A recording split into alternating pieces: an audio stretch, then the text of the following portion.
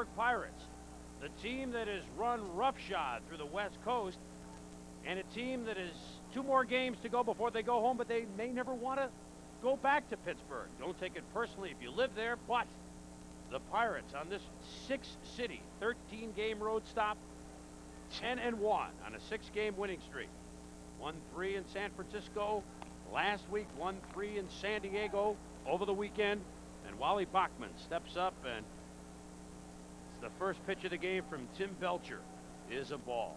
Glad you could be with us. Chris Berman along with Tommy Hutton, and we're watching the hottest team in baseball as Bachman fouls one back. And Tommy, this is a ball club that got off to a big start in April 2 years ago, but you have a feeling that this team may be a little bit different than that club in '88. You know, a lot of people think that it's Bonds and Bonilla, but if we look at Bachman hitting right here, it's been an entire ball club that has taken this team to this 10-1 stand on this road trip. It's been everybody participating, everybody doing their job. Pitch misses. It's 2-1. Talk about doing his job. Friday night in San Diego, Bachman had a rather fair outing at the plate. He was 6 for 6. So Wally Bachman, one of the guys who's been through the rigors of postseason. One of the few guys like tonight's starter, Walt Terrell, this one fouled back, that has come in this last year and a half for Jim Leyland to go along with his young veterans, the Bonillas, the Bonzes, and maybe add a little more winning attitude among a ball club that's just trying to find itself, and it's found itself on top of the National League East. Tim Belcher facing Wally Bachman, 2-2 pitch. Leadoff man, top of the first. Glad you could be with us here from Los Angeles. And Bachman is gone. Their Sears die-hard lineup tonight. Die-hard lineup tonight for the Pittsburgh Pirates. Wally Bachman, who just struck out. Coming up next is Jay Bell, shortstop. Andy Van Slyke playing center, hitting third. Bobby Bonilla, Barry Bonds, Sid Bream at first. Jose Lean, the fine defensive second baseman. Mike LaValliere behind the plate. Walt Terrell on the mound. There's an amazing story in Jay Bell and talking about everybody doing their job. Bell was discarded by a couple of organizations, the Twins and the Indians. But here's a guy who has found a job as the shortstop for the Pirates. He's found a niche as the number 2 hitter. And they can't say enough good things about Jay Bell. One is up top from Belcher. It's 1-1. Let's set the Dodgers defensively. Well, we'll do that in a moment. Bell and Jose Lean really feel, Tommy, they can be an outstanding double play combination for a long while. And talking to him before the game, he says he and Lean, as he fouls this one back, would like to turn themselves 85 double plays. That would be pretty efficient. All right, here's a look at the defense by the Dodgers. Hubie Brooks and Juan Samuel. Cal Daniels form the outfield. Mike Sharperson at third base. Alfredo Griffin, the shortstop. Lenny Harris at second. Eddie Murray, the first baseman. Mike Scioscia behind the plate. And we've seen big 6'3" right-hander Tim Belcher working here in the first inning. And working well he is. Yes. 2 up, 2 Ks. And the Dodgers really need a big outing out of this guy tonight. Tim Belcher, he won his second game of the year against the Padres, and he's got his smoke working tonight. That's what you can look for in Tim Belcher. You can look for that good heat. That time he fired the fastball, and when you can throw that hard fastball, you're going to have success against the hitters such as a Jay Bell. You're going to watch that fastball against the Van Slyke's, Bonzes, and Bonillas, though. Well, Belcher now with Oral Hershiser gone for the season, and Oral released from the hospital today, which is good news. Can't even pick up a baseball, by the way, for about 4 months. So that's where he stands right now. Belcher, after winning that second game of the year, has not won since. He's 1-2, was really cuffed around last Wednesday by the Cardinals, and he now, without a question, is the man. It's not Fernando. It's got to be Tim Belcher, and he's going to set the tone for the Dodgers. A lot of question about, do they have the pitching with Wetland and guys moving in like that for Hershiser? Tim Belcher has to set a tone. He hasn't thus far this year. 1-1. You saw that first pitch to Van Slyke. Again, the good fastball by Belcher. One problem he had last year, though, and when you face the home run hitters, it's always a concern. Last year, Tim Belcher allowed 20 home runs, and that led the Dodger staff. Sometimes the fastball pitchers will get a little bit out over the plate. I mean, he was second. This one fouled back. Second to Jose De Leon in strikeouts last year, the National League with 200. You saw off the 1-0, the 20 homers. It's feast or famine sometimes with the heaters. Andy Van Slyke off to a good start. I'm sorry, Tom. Yeah, and this is a guy the Pirates really need to have stay healthy. Last year he was injured, and you look at the Pirate Ball Club. 1988 they played extremely well. Last year they tailed off, but the injury factor was a big problem for them last year. And Van Slyke was never really healthy all year, although he still won a Gold Glove in the outfield. This is inside, so it's a bunch of twos on the board. Pirates and Dodgers in the top of the first. If you're just joining us, Tim Belcher, Cade, Wally Backman, and Jay Bell, Andy Van Slyke stepping in. And Van Slyke says, you know, for some reason, he's never had a good April, except this year. Sawed off out to second base. Lenny Harris makes the play in a 1-2-3 first for Tim Belcher. We'll be back in Los Angeles as the Dodgers under the plate. Bottom of the first here at Dodger Stadium. The Pirates out in the top of the first. The Dodgers coming to bat. But the Dodgers who are coming to bat are not necessarily, Tommy Hutton, the Dodgers that everybody expected to see. And I mean, Hershiser's injury is one thing, but it goes way beyond that. Yeah, not the ones that Tommy Lasorda expected to see out there. Talk about Hershiser, Kirk Gibson, Jay Howell, their #1 reliever, is gone. Jeff Hamilton, their starting third baseman, is out on the disabled list. So a lot of problems for the Dodgers. So maybe it's fitting that we look at the Sears die-hard lineup for the Los Angeles Dodgers and what they have out there tonight. Not what Tommy Lasorda necessarily had in mind. Lenny Harris leading off, playing second base. Juan Samuel, Cal Daniels, Eddie Murray. Hubie Brooks in right field. Mike Scioscia behind the plate. But here are your changes. Mike Sharperson at third. Alfredo Griffin. Pretty good April for him. He's at short, batting eighth. Tim Belcher, pitcher, hitting ninth for the Dodgers, who start with Lenny Harris against Walt Terrell. And Terrell starts with a pitch inside for a ball. Walt Terrell, no decisions thus far this year in 3 starts. Opponents hitting him pretty well, hitting a 281 clip thus far this year, and his ERA is over 4. Yeah, the interesting thing about Walt Terrell as he faces Lenny Harris here is that Terrell, in his 3 starts, even though he doesn't have a decision, the ball club has won all of those games. So he has kept the team in the ball game.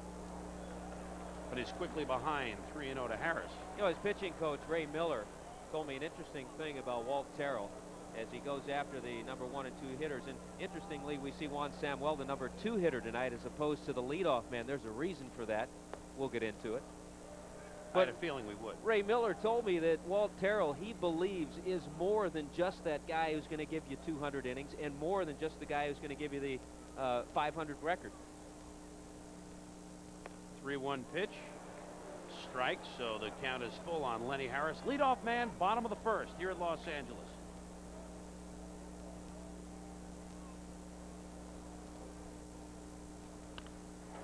Smoked into right field for a base hit. So Harris is on to lead off the Dodger first.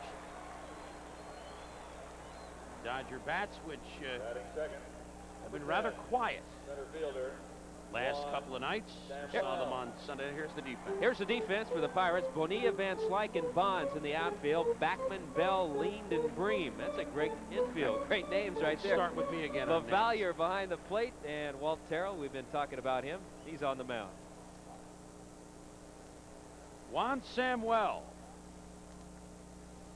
who the Dodgers got to hope to be a catalyst, and has already in double figures in stolen bases, 11, which is second in the National League, and tied for second in the Major League. The problem the last 4 or 5 games is, as he told me at the cage, I'm having trouble stealing bases because I'm having trouble getting on base. It's amazing how simple the game could be. Yeah, tough to steal when you don't get there first. He's working on a couple of things. He's been working on this ever since he was with the Phillies, trying to shorten up his swing. Strikes out too many times. One of the reasons Lasorda has him in that #2 hole, I knew we'd get back to that, is that he wants to have Juan Samuel see a few more fastballs. With Lenny Harris leading off, Willie Randolph not in the lineup tonight. He's been bothered by the flu the last 3 games. So Lenny Harris playing second base. He's the leadoff guy, and Tommy Lasorda hopes to get Samuel some more fastballs because of that. Walt Terrell delivers. 1-1 pitch, foul back.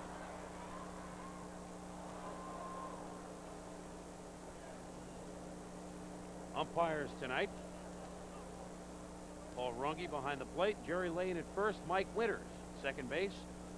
Jerry Davis from Appleton, Wisconsin, working over at third.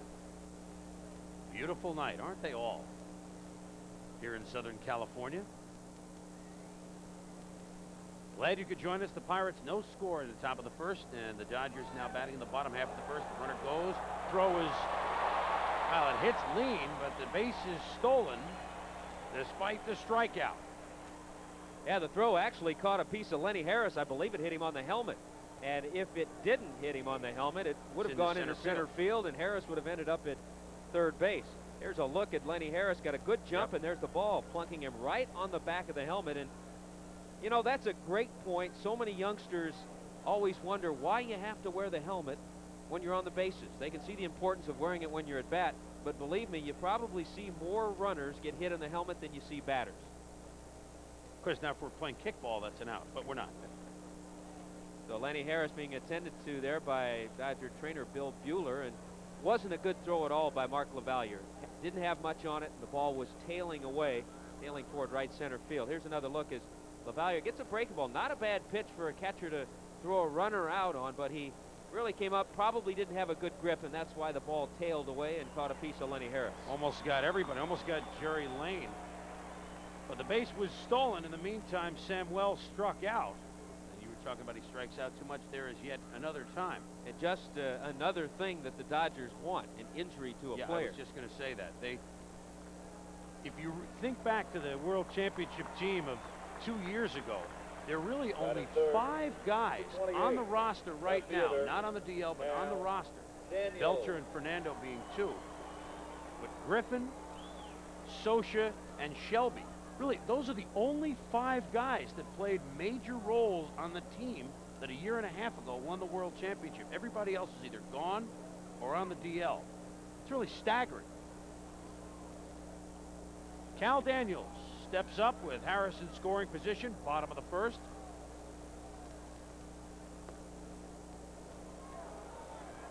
Everybody having trouble holding on. Umpires dancing away from everything. That slow, tantalizing curve is a ball now. Daniels off to a nice start, hitting .346 this year. Lifetime .302 hitter. And a single would get the first run of the game in. And you just saw 2 guys who came over from the Cincinnati Reds in the same deal, Lenny Harris and Cal Daniels. And there's a shot down the right field line. Harris will score easily. Daniels digging for 2. Bonilla up. Stand-up double for Cal Daniels. Bottom of the first, and the Dodgers lead it 1-0. Certainly a double that'll make Tommy Lasorda pleased, but Cal Daniels, of all the players they have, certainly they want to keep him healthy. He has had numerous knee surgeries. He doesn't have any cartilage left in that right knee, but he can still hit. A lifetime .300 hitter. He goes down after the breaking ball. A good, sweet swing with the line drive double, and he puts the Dodgers on the board. So 2 hits. First 3 batters for the Dodgers, and here's Eddie Eat, Drink, and B. Murray. First baseman extraordinaire. What didn't he do for the Orioles in the 80s? Outside for a ball. Eddie Murray in the 80s was 3rd in home runs. There's Harris being attended to. 3rd in home runs, but trailing only Mike Schmidt. Dale Murphy at 274 homers. Was 2nd in hits in the 80s, trailing only Robin Yount. Led all major leaguers in RBIs in the 80s. Skied to Breen. 2 down.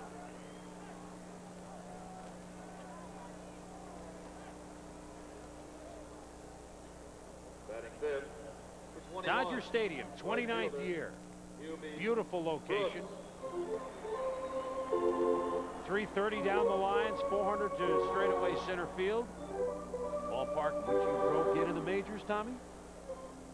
Exactly right. Here. Very first game in the major leagues was here in 1966, when it used to be more of a pitcher's ballpark. The dimensions changed a little bit, and now the hitters enjoy hitting here, but it's a fair park. The pitchers like the mound here at Dodger Stadium, so they like pitching here as well. Hubie Brooks, assuming that he likes hitting here. He enjoyed it the first game of the year when he shot off Bruce Hurst in the game that you and I were at. Hopefully a lot of you viewers join us on ESPN. Brooks' home run helped the Dodgers to an opening day win over the San Diego Padres. Since then, though, he has the last Dodger homer, and that's back on April 20th. Talking 9 games without a home run for this ball club after they hit 13 in the first 12 games. That was a good breaking ball by Walt Terrell, and it's a pitch that he has to get over. He has the good sinker. Everybody knows that. He's a control pitcher, but he'll throw a couple of types of breaking pitches, and if he can get both of those over, he'll be a success for Pittsburgh this year. That's what they need.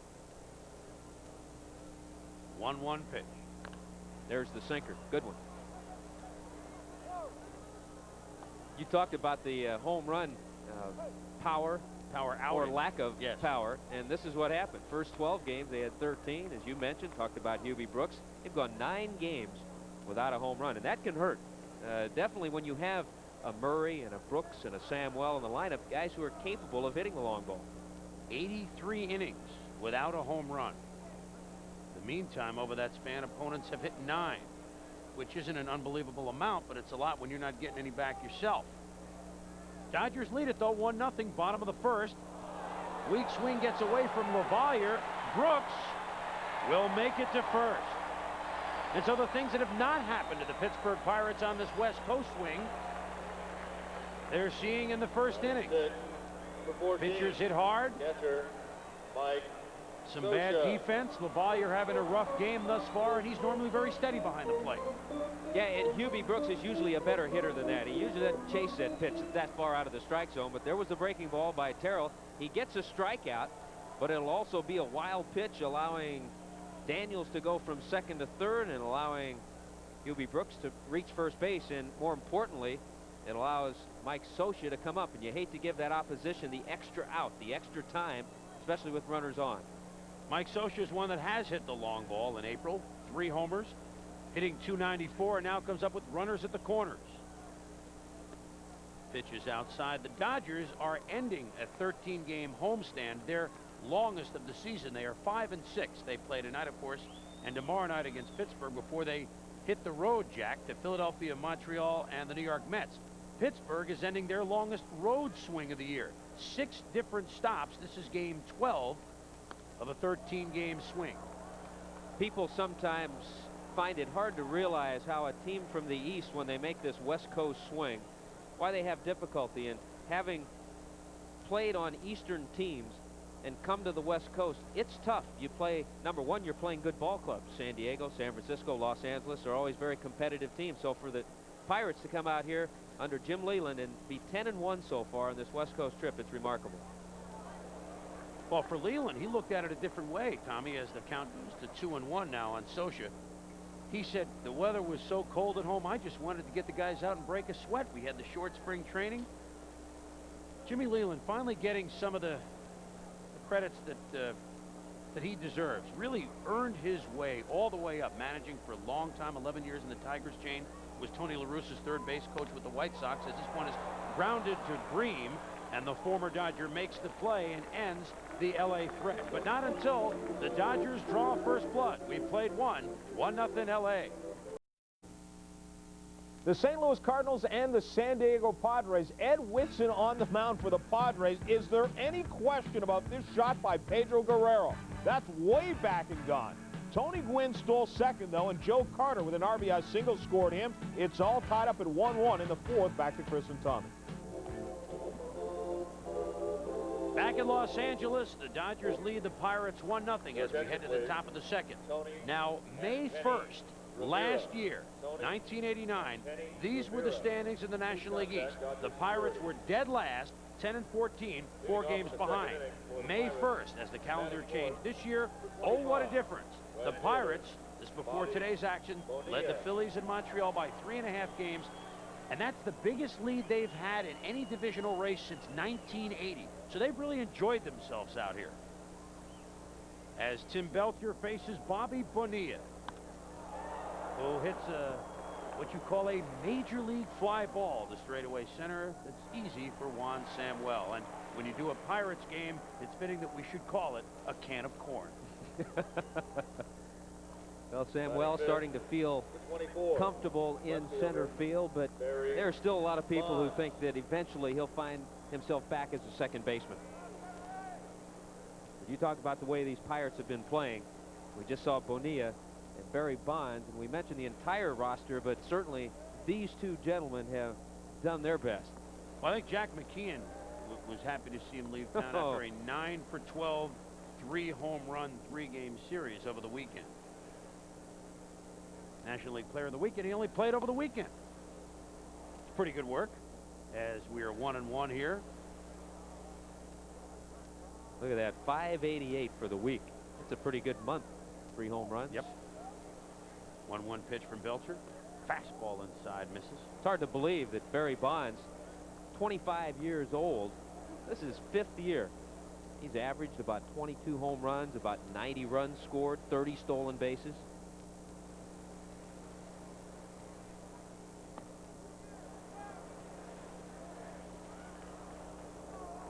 Up top, did not go around. 3-1. He's flip-flopping, hitting first and fifth. For a while there, it looked like he might be a guy that would pass both his dad and maybe one day Ricky Henderson for leadoff home runs. But against the righties, Jim Leyland is apt to hit him fifth these days rather than leadoff, which he'll do against lefties. Full count now to Barry U.S. Bonds. There's an example. Even though he has played now 5 years, he still is learning the strike zone. Good fastball by Belcher that time, but it was up, probably a ball, and Barry chased it. Good fastball there. Good pitch. Good one. 3 strikeouts in an inning and 2/3 thus far for Tim Belcher, who is giving the Dodgers everything they ask for him now, as he is the #1 starter for L.A. Chris Berman and Tommy Hutton, top of the second at Dodger Stadium. Glad you could join us here at the Hotel California, where the Dodgers lead it 1-0. Tim Belcher, an interesting story. Grew up in a small town in Ohio, Sparta, Ohio. First time he ever saw a traffic jam was when he got to Los Angeles. Well, at least he didn't waste his time with a minor league traffic jam. That's a major league traffic jam, and there's a major league strike. To Sid Bream, who began his career here with the Dodgers. Another one of the reasons the Pirates had their problems last year. He had reconstructive knee surgery, and he's just bouncing back, so they need him in the lineup. He plays against right-handers. Played less than 20 games last year. They platoon Sid Bream and Gary Reedus. Reedus plays first base against the lefty. Bream says in his career he has done equally well against righties and lefties, but hey, he's not complaining. He's coming back from knee surgery. He's happy to be in there. And the one thing about the Pirates, as we visited with them, Tommy, is that they really seem to be enjoying themselves. Of course, then again, you go 10-1 on a road trip, and if you can't enjoy yourself there, then you get serious trouble. But usually you enjoy yourself if you go 5-5 on a West Coast trip. Yep. Well, this is a weird road trip made possible through the lockout. They had a 1-game stop in St. Louis, which they won. They had 3 in Chicago, which they won. Then another 1-game stop in St. Louis, which they lost. Then 3 at Candlestick, all of which they won. 3 in San Diego, all of which they won. Now 2 here in L.A., as Belcher runs the count now to 3-2 after being ahead on Bream. And then they'll go home, where they're only 2-4 thus far this year. But I have a feeling that they'll play a little bit better than that. I have a feeling they'll have some nice crowds when they go home, too. Worked that way in '88 when they had a great start. 17-6 in April, and the crowds really picked up. Swung on a miss, strike 3. 2 innings, 4 strikeouts for Tim Belcher. 1-0 Dodgers. Back in Los Angeles, the bottom of the second inning, the Dodgers lead the Pirates 1-0. Chris Berman along with Tommy Hutton and Mike Sharperson, third baseman for the Dodgers, will step up, and we're enjoying it so much out here in California that we here at ESPN are going to stay out here on our Sunday night scenario. Last Sunday night, John and Joe were in San Diego. Tonight, this Sunday, the California Angels, who you saw win tonight, against the New York Yankees. A slight ride down the road from Dodger Stadium, where we are tonight, as Sharperson swings at Walt Terrell's first offering and sends it back. Another one of the players that's getting an opportunity to play on an everyday basis, Mike Sharperson in there at third base. He's normally a second baseman, but with Jeff Hamilton out, he's had shoulder problems with the rotator cuff. Sharperson in the lineup. With a sharp base hit to left field. So Sharperson, who's done all right, 276 in some action thus far this year, leads off with a base hit. Second time Batting eighth. this game that the Dodgers have their leadoff man aboard. In the first inning, it resulted in a run. That's right. All you can ask for is to get that leadoff man on. Sharperson, who at times could be a leadoff hitter. This time he is in the second inning, and he reaches base against Terrell, who's going to give you strikes. And that's one thing Jimmy Leland and Ray Miller, his pitching coach, know, that when they send Terrell out there, he's going to throw strikes. He doesn't walk a lot of hitters.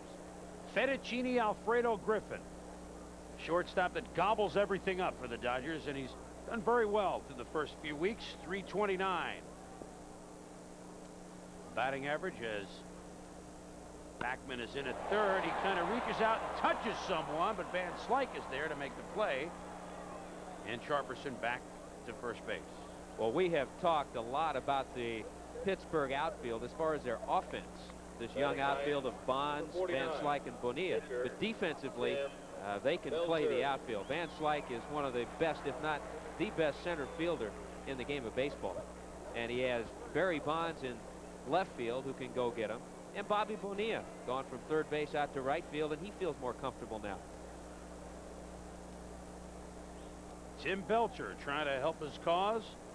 096 lifetime batter with one down and Sharperson at first. Everybody moving in for the bunt. Foul back for a strike. One of the toughest plays for a catcher, because this is when catchers get the foul tips, when there's a bunt situation. And the reason is they see the pitcher or whoever's the batter square to bunt, so they try to come up out of their crouch to make a play, and once they do that, they're vulnerable to a foul tip. Now watch LaValliere. He starts to come up, and there he gets it right underneath. And so you can't protect yourself the way you could if it was a swinging foul tip. Mike is taking some shots these first couple innings. Gene Lamont, his coach, you look at LaValliere, said he doesn't look like a ball player. He looks like a bowler. Feels like he's been caught with a couple 7-10 splits thus far tonight. Pitch out, nothing going, so the count is now even at 1. 1-0 Dodgers, bottom of the second inning. Lenny Harris singled to lead off the Dodger first. Came around to score on a double by Cal Daniels. That's where we stand as the Pirates, looking to win their 7th straight, their 11th in 12 road games on this current swing. The Dodgers may have other ideas tonight. The bunt is down, a good one. They have to go to first in time, but with 2 down, Sharperson moves to second base. That'll bring up Lenny Harris. Well, that time Tommy Lasorda had Jim Leland thinking. You saw the pitch out prior to that, thinking there might be a hit and run. But Terrell, with the pitch that time to Belcher, got the sacrifice, and Terrell, not a bad fielder, and made the only play he could on to first base.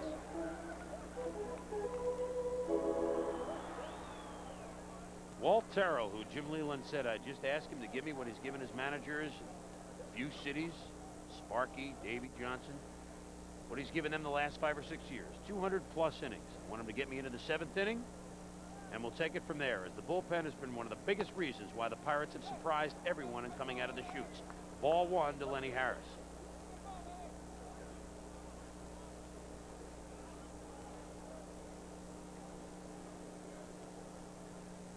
Pittsburgh Pirates. Maybe the only team no one talked about this year as far as an NL East possible champ, as Harris grounds it foul. And Jim Leland says, I like it that way. He says, you know, the only team that nobody talked about last year about possibly winning it, it was the Cubs. And the Cubs came on and won it. And I like the way Leland, when he was talking to us, the way he kind of smiled after we were talking about the ball club, and he said, yeah, we have a good team. I like the confidence that he has. Well, he knows they're a little bit different than a couple of years ago, Tommy, in that Bonds and Bonilla, well, Van Slyke is a little bit older, but Bonds and Bonilla are now young veterans, whereas a couple of years ago they were still feeling their way, although nobody doubted their tools. Feels pretty good about his pitching staff, as well he should. This play by LaValliere to keep that in front of him. 2-1. 2 out. Runner at second base is Mike Sharperson. The Dodgers lead at 1-0. LaValliere getting a workout in this inning. This time he shifts over. He's able to keep it in front of him, and keep things in check, keep the runner at second base. Spanky, as they call him. Yep. That means the rest of the team is our Spanky and our gang. The rest of the gang. That's right. Sunday and maybe some other days of the week will never be the same. The Pirates keep playing like this. Ground ball to second, easy play for Lean to Green. And the Dodgers are out in the bottom half of the second inning. We've played 2 here in L.A. The Dodgers won, the Pirates nada.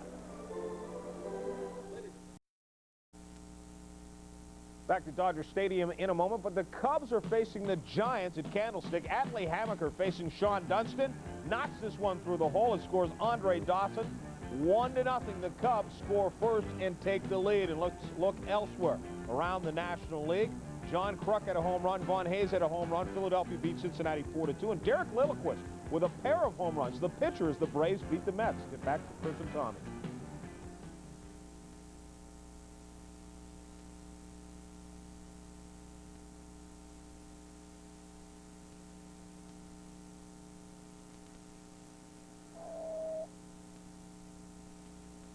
Strike up the band. We're back in Los Angeles as Jose Lean leads off the top of the third for the Pittsburgh Pirates. First place squad in the National League East. Belcher working quickly is 1-1. Belcher has 4 strikeouts through the first 2 innings. Only 1 ball out of the infield. That a fly ball to center by Bonilla to lead off last inning. And Belcher has really taken the bull by the horns, Tommy. With Hershiser out, Belcher knows that outside of his first start of the year, he has been really off. He's got to be the ace, and he looks like it tonight thus far. Yeah, he sure does. He had the complete game in his first outing of the year.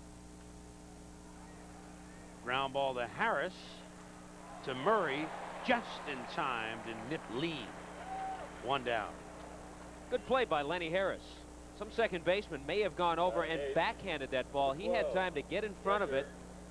That time he knew that he had to plan and get a little on the throw because going up the line was Jose Lean, and Lenny Harris got something on the throw to make that play.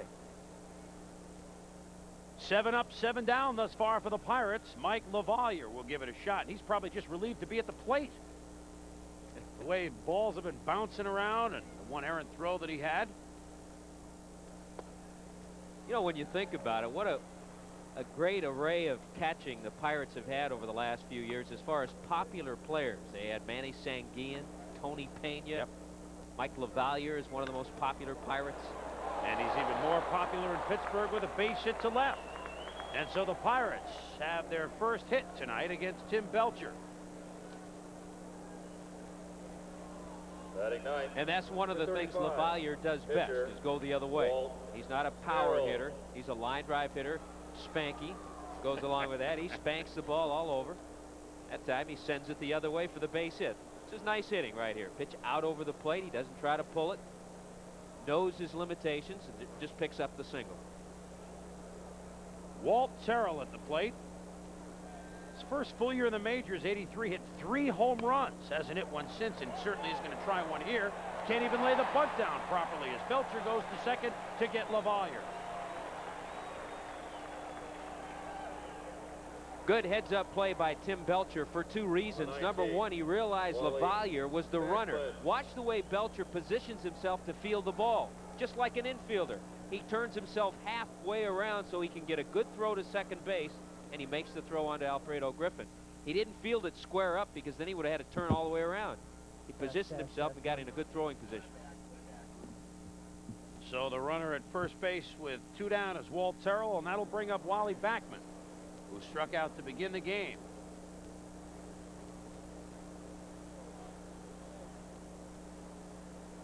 Backman and Terrell, former teammates with the Mets. This one's in the dirt that Scioscia keeps in front of him nicely. We have 2 good defensive catchers working it out. Oh, one of the best right there, Mike Scioscia. Talk about Backman and Walt Terrell, along with Don Slaught and Ted Power, 4 of the new acquisitions of the Pirates. And when you think about those 4 players, let's toss in another catcher, Rick Dempsey. He's not too bad behind the plate either, but think about those 4 players. They are gamer type players. Yes. Use that term. They're the ones who come out early. They'll do anything to win a ball game. and they are also very responsible for this 10-1 road trip. Wally Backman trying to take care of some business against Tim Belcher. Fouls one back.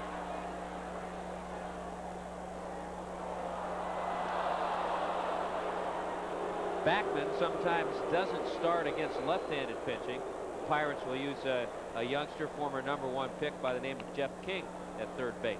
But they've seen a majority of right-handers, so Backman, and also because of that 6-for-6 night at San Diego, that's got right. some playing time. Well, he's hitting almost 400 from the left side of the plate this year, hitting 250 from the right side of the plate. 36 at bats from the left side, only 8 from the right side, and swats one that Sharperson grabs, throws to Harris, and the Pirates are out in the top of the third. We've played 2.5 in Los Angeles. The Dodgers won, the Pirates nothing.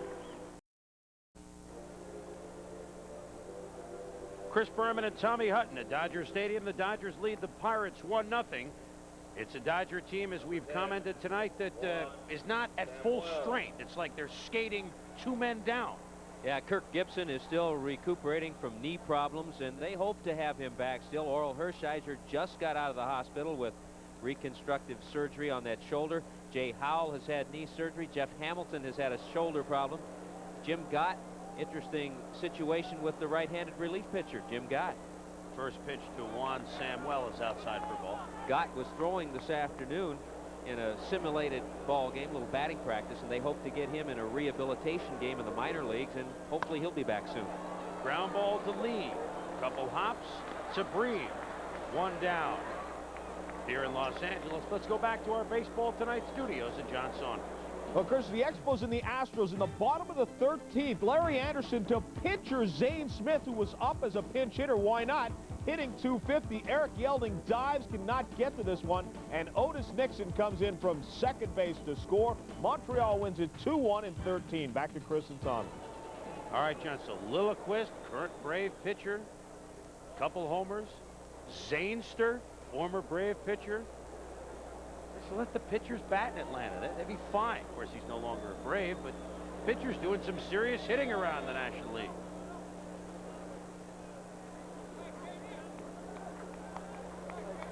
Cal Daniels doubled in the Dodgers' run of the first inning.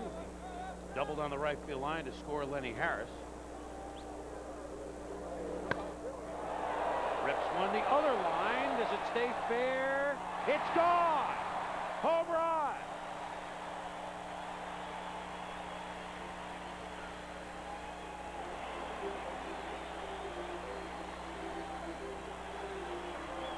Cal Daniels skims one down the right field line for a first inning double, then slices one inside the pole down the left field line for a home run. So he's working the entire field.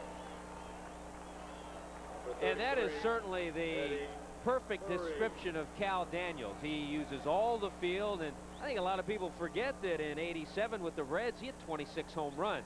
But he can hit the ball right field, left field. That time he just sneaks it in the corner. Perfectly placed.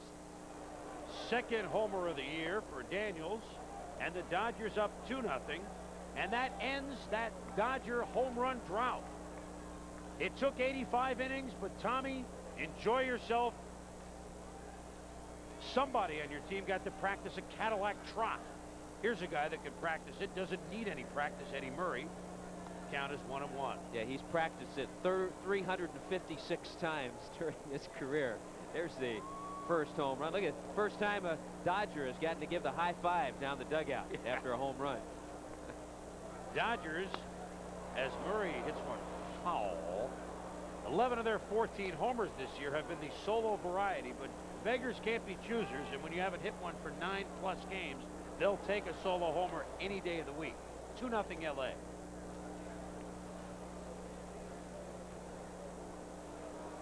Didn't think that one quite had the distance, as Murray hits one up through the box for a solid base hit. And the Dodgers have 5 hits now, as we are still 1 down in the third.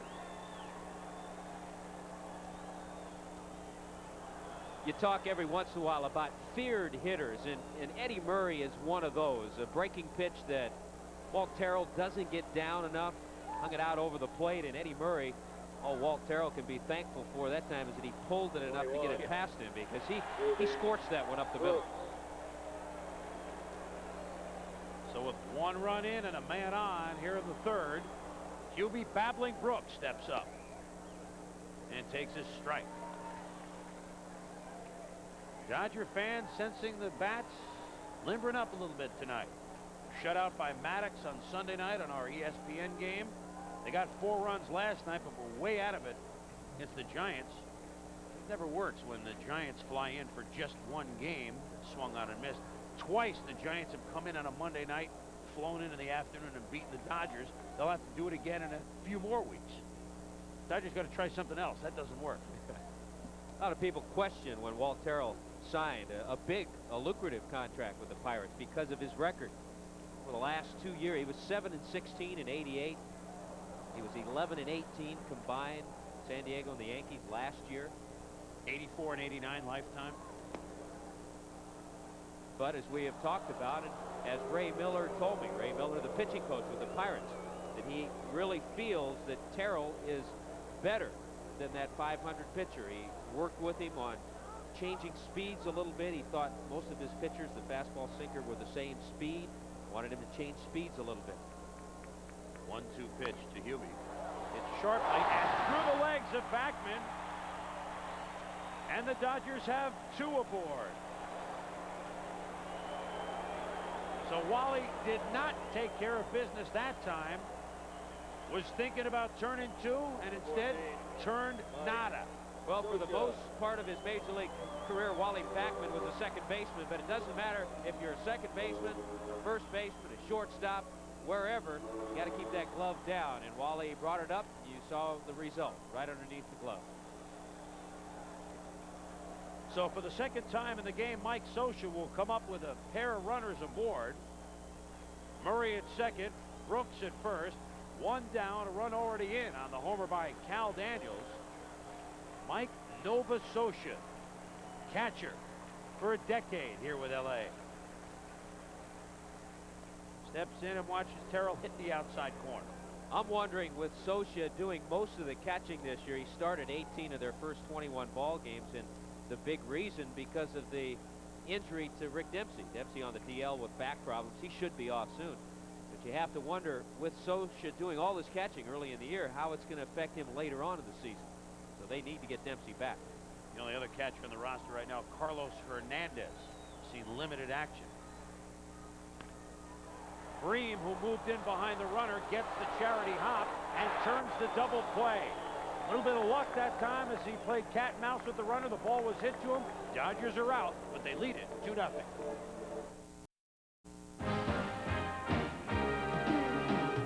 ESPN Baseball Tonight, brought to you by Rude Air Conditioning. To get comfortable, you've got to get Rude. By Honda Power Equipment, makers of innovative and dependable lawnmowers, lawn tractors, and riding mowers. By Daihatsu, since 1907, the small car specialist from Japan. And by Lava, the don't try to cope without it soap. Back in the top of the 4th at Los Angeles, the Dodgers lead the red-hot Pittsburgh Pirates 2-0 as Tim Belcher has given up only 1 hit and struck out 4 in his first 3 innings of work. Now will face the number 2 man in the Pirate order, the shortstop, Jay Bell. Bell acquired before the start of last season from Cleveland for Felix the Cat Fermin in an exchange of shortstops. And the Pirates like what they see in this young man. Struck out in the first against Belcher. His count is 1-1 now. And so far, the Dodger fans have liked what they've seen in Tim Belcher. Yes. And him being on the mound tonight brings up an interesting story, a story that a lot of people are talking about around baseball as he continues to throw that high heat past Jay Bell. That's the fact that he threw that complete game his first outing of the year with the shortened spring training. The Dodgers have 5 complete games. Major League pitching going into tonight had 21, so they have a good portion of those complete games this year. The question being, is Tommy Lasorda using his starting pitchers too much? Are they going too many innings? I think that was brought up with the Oral Hershiser story. I think we'll never know exactly how much the lockout and Hershiser being in New York, along with Belcher, as Bell hits one on a rope to center field, but Samuel will flag it down. So much for not getting around on that pitch, as Bell timed it nicely, but hit it about 380 feet for an out. But we'll never really know the work that Hershiser may have missed by negotiating in New York and how much that contributed in his injury. I mean, Orel is very smart, Tommy. I mean, you figure if it was hurting him that he would limit himself. That's one of those things that we'll never know. Now, how does Nolan Ryan keep throwing all the innings he does and keep on going? This is the complete games and the shutouts, and the relievers have hardly been called upon. But it is a big question. A lot of complete games. Do you think he's working them too much?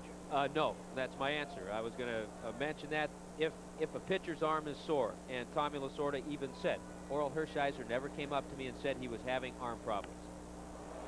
Van Slyke surprises the Dodgers with a bunt, and he'll beat it out. Sharperson back, and no chance on that bunt by Van Slyke, and the Pirates, using the bunt, have their second base hit. Smart play by Van Slyke. He's capable of hitting a ball out, but he knows he needs to get base runners for his ball club, and he saw the third baseman, Mike Sharperson, playing back, decided to get himself aboard, set things up for Bonilla and Bonds. Well, all Bonilla does is lead the majors in RBIs at 21, and with one swing of the bat could tie the game at 2. Tied for the major league lead in homers with 7, Kelly Gruber, the Blue Jays. Bobby Bonilla playing right field these days, not third base. And that one is at his head. Watch out. Boomer, one final tagline to this pitching situation, and you brought up his name, Nolan Ryan. How can you talk about sore arms when you have a 42-year-old pitching the way he has? And look at this fastball right over the helmet. Maybe a purpose pitch by Belcher to the man who does lead the National League in home runs and RBIs. We all hope the best for Orel, of course, because well, I don't even think we need to say why. He's been such a class pitcher. Frank Jobe with the surgery cannot pick up the ball for 4 months. Although his arm was in the cast, and here's a pitch inside to Bonilla, 2-0. His arm was in the cast the way he would pitch. In other words, it's not in a normal sling. It was in a pitching motion. Not so much a motion, but a pitching pose. I don't know whether he wanted to make sure he could pose for the next baseball card or what. But a little bit different as Bonilla swings at a bad pitch and misses it 2-1. But without Orel, life without Orel Hershiser, the Dodgers really have to, starting with this guy, Tim Belcher. Yeah, you're looking at the guy who is going to have to take over. But Fernando Valenzuela pitched a complete game his last outing. So that was a bonus for the Dodgers. They hadn't seen that in a while from Fernando. And they have 2 complete games from Martinez. Morgan, complete game. Of course, Morgan's been a pleasant surprise for them in the month of April. 2-1 pitch to Bonilla. Slug to right field. Hubie Brooks is there. Makes the play. And there's 2 down. Van Slyke back to first. That's that ball as an outfielder you really have to be alive for, because Bonilla, with the home run power, had a big rip, but the ball was in on him, and he didn't hit it that good. So Hubie Brooks in right field. A lot of times you'll see an outfielder get fooled on that type of fly ball and take a step or 2 back, and then they can't get to it. But the ball carried enough. Hubie didn't go back, and he was able to make the play. He had a swing like he had at least a 3-wood in his hands. He kind of topped it a little bit, just out there in the middle of the fairway. 3-wood swing, he hit it like a 6-iron. Yeah. Well, we've never experienced that, have we? Barry Bonds. Shot from the seats behind the Dodger dugout. As the I mean, I hope he didn't play that. I hope he played that to carry him off the back of the seat, because that had smoke on the water. Let me tell you, that was a deep purple shot.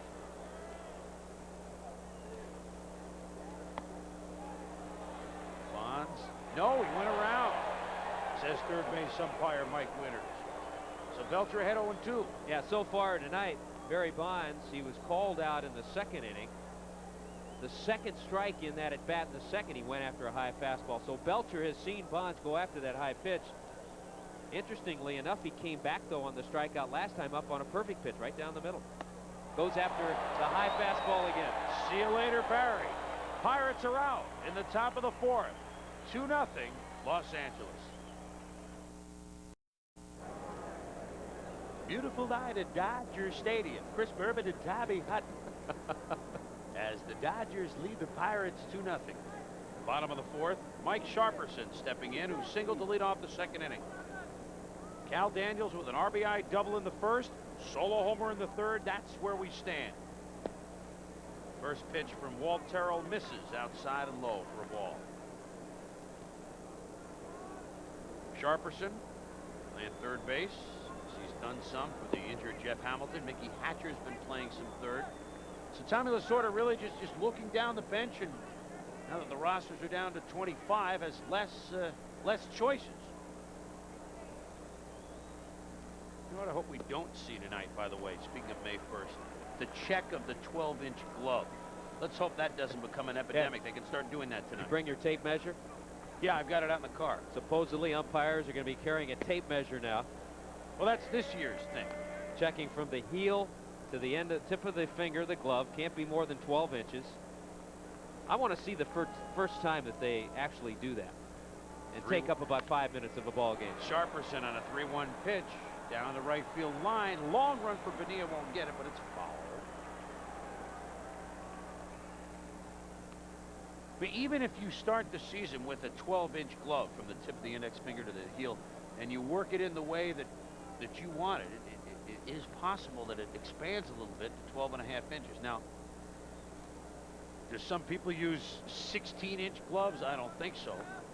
But there will be some instances this year as there's the... You measuring that right now as we take a look at... Oh, that was Wally Backman. Yeah, he's okay. Bonilla might have one, but outfielders would be the ones that use the bigger glove, not the infielders. Well, I just want you to measure while we were looking at it, that's all. Well, if it does get beyond that 12-inch point and stretches a little bit, as you said, you shrink it. You do what my 12-year-old did to his watch. He put it in the microwave. He got wet. He got wet. So you can put the glove in the microwave. Maybe it'll shrink a little bit. That'll work. It'll look like the glove that Honus Wagner used. Full count pitch, i.e. changing glove. And if it happens repeatedly, it could be fined. Other matters could be taken. So May 1st is the day today that they can start to check around the league. Barry Bonds looks like he has a legal glove. You know, the guy who comes to mind when I first heard about this rule that was going to be instituted today, Claudell Washington, who was just traded back to the Yankees, and Luis Polonia, the guy he was traded for, both of them. You have to check those two. Polonia may not be using his too much in California as Sharperson gets on with a walk. Number 7. Polonia, maybe the batting gloves are bigger than 12 inches. Polonia will DH a lot for California. So for the third time in 4 innings, the Dodgers have the lead man aboard. That brings up Alfredo Griffin. Tommy Lasorda, because his ball club at times has trouble scoring, they had that long home run drought. With Sharperson at first base, Alfredo Griffin, one of the few players that he'll put the hit and run on. We'll see what happens here. He has the lead. It's 4th inning, nobody out. He has a chance to do it. 2-0 Dodgers, bottom of the 4th. Strike call to Alfredo Griffin. You know, a lot of people forget Alfredo, as a 16-year-old, signed with the Cleveland Indians organization. So he's been playing professional baseball for a long time and has only been on the disabled list twice in his major league career. 0-1 pitch, grounded foul. First base coach Van Hines, he and Damaso Garcia were a very nice double play combination early 80s with the Jays. Oakland, the big trade. He and coming down with Howell.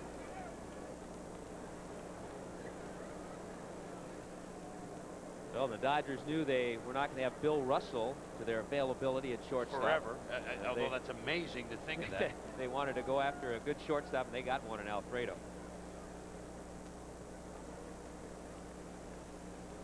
0-2 pitch is outside. Came in that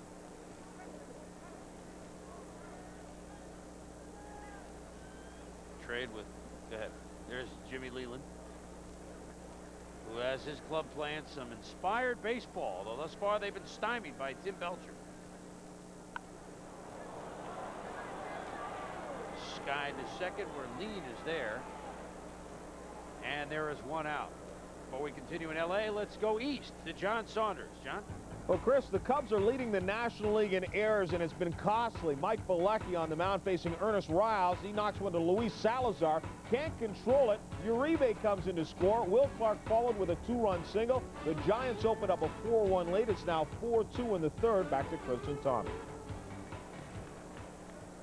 All right, John, thank you. But we saw Salazar have his problems last Tuesday night out here. The West Coast swing has been very kind to the Pittsburgh Pirates, not necessarily kind to the Cubs, and especially Salazar in the field. Here's Belcher with one down, lays the bunt down. Green will have to go to first base to lead in time. But for the second time in the game, Belcher does a nice job of sacrificing Sharperson over to second base.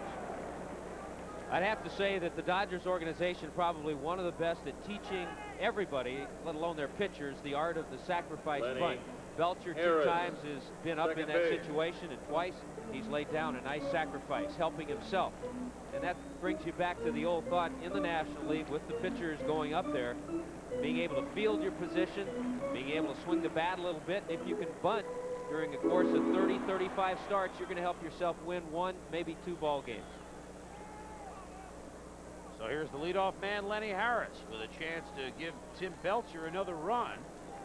Sharperson at second base with 2 down. Harris singled and scored in the first, grounded to second to end the second inning. Walt Terrell is in there for a strike call.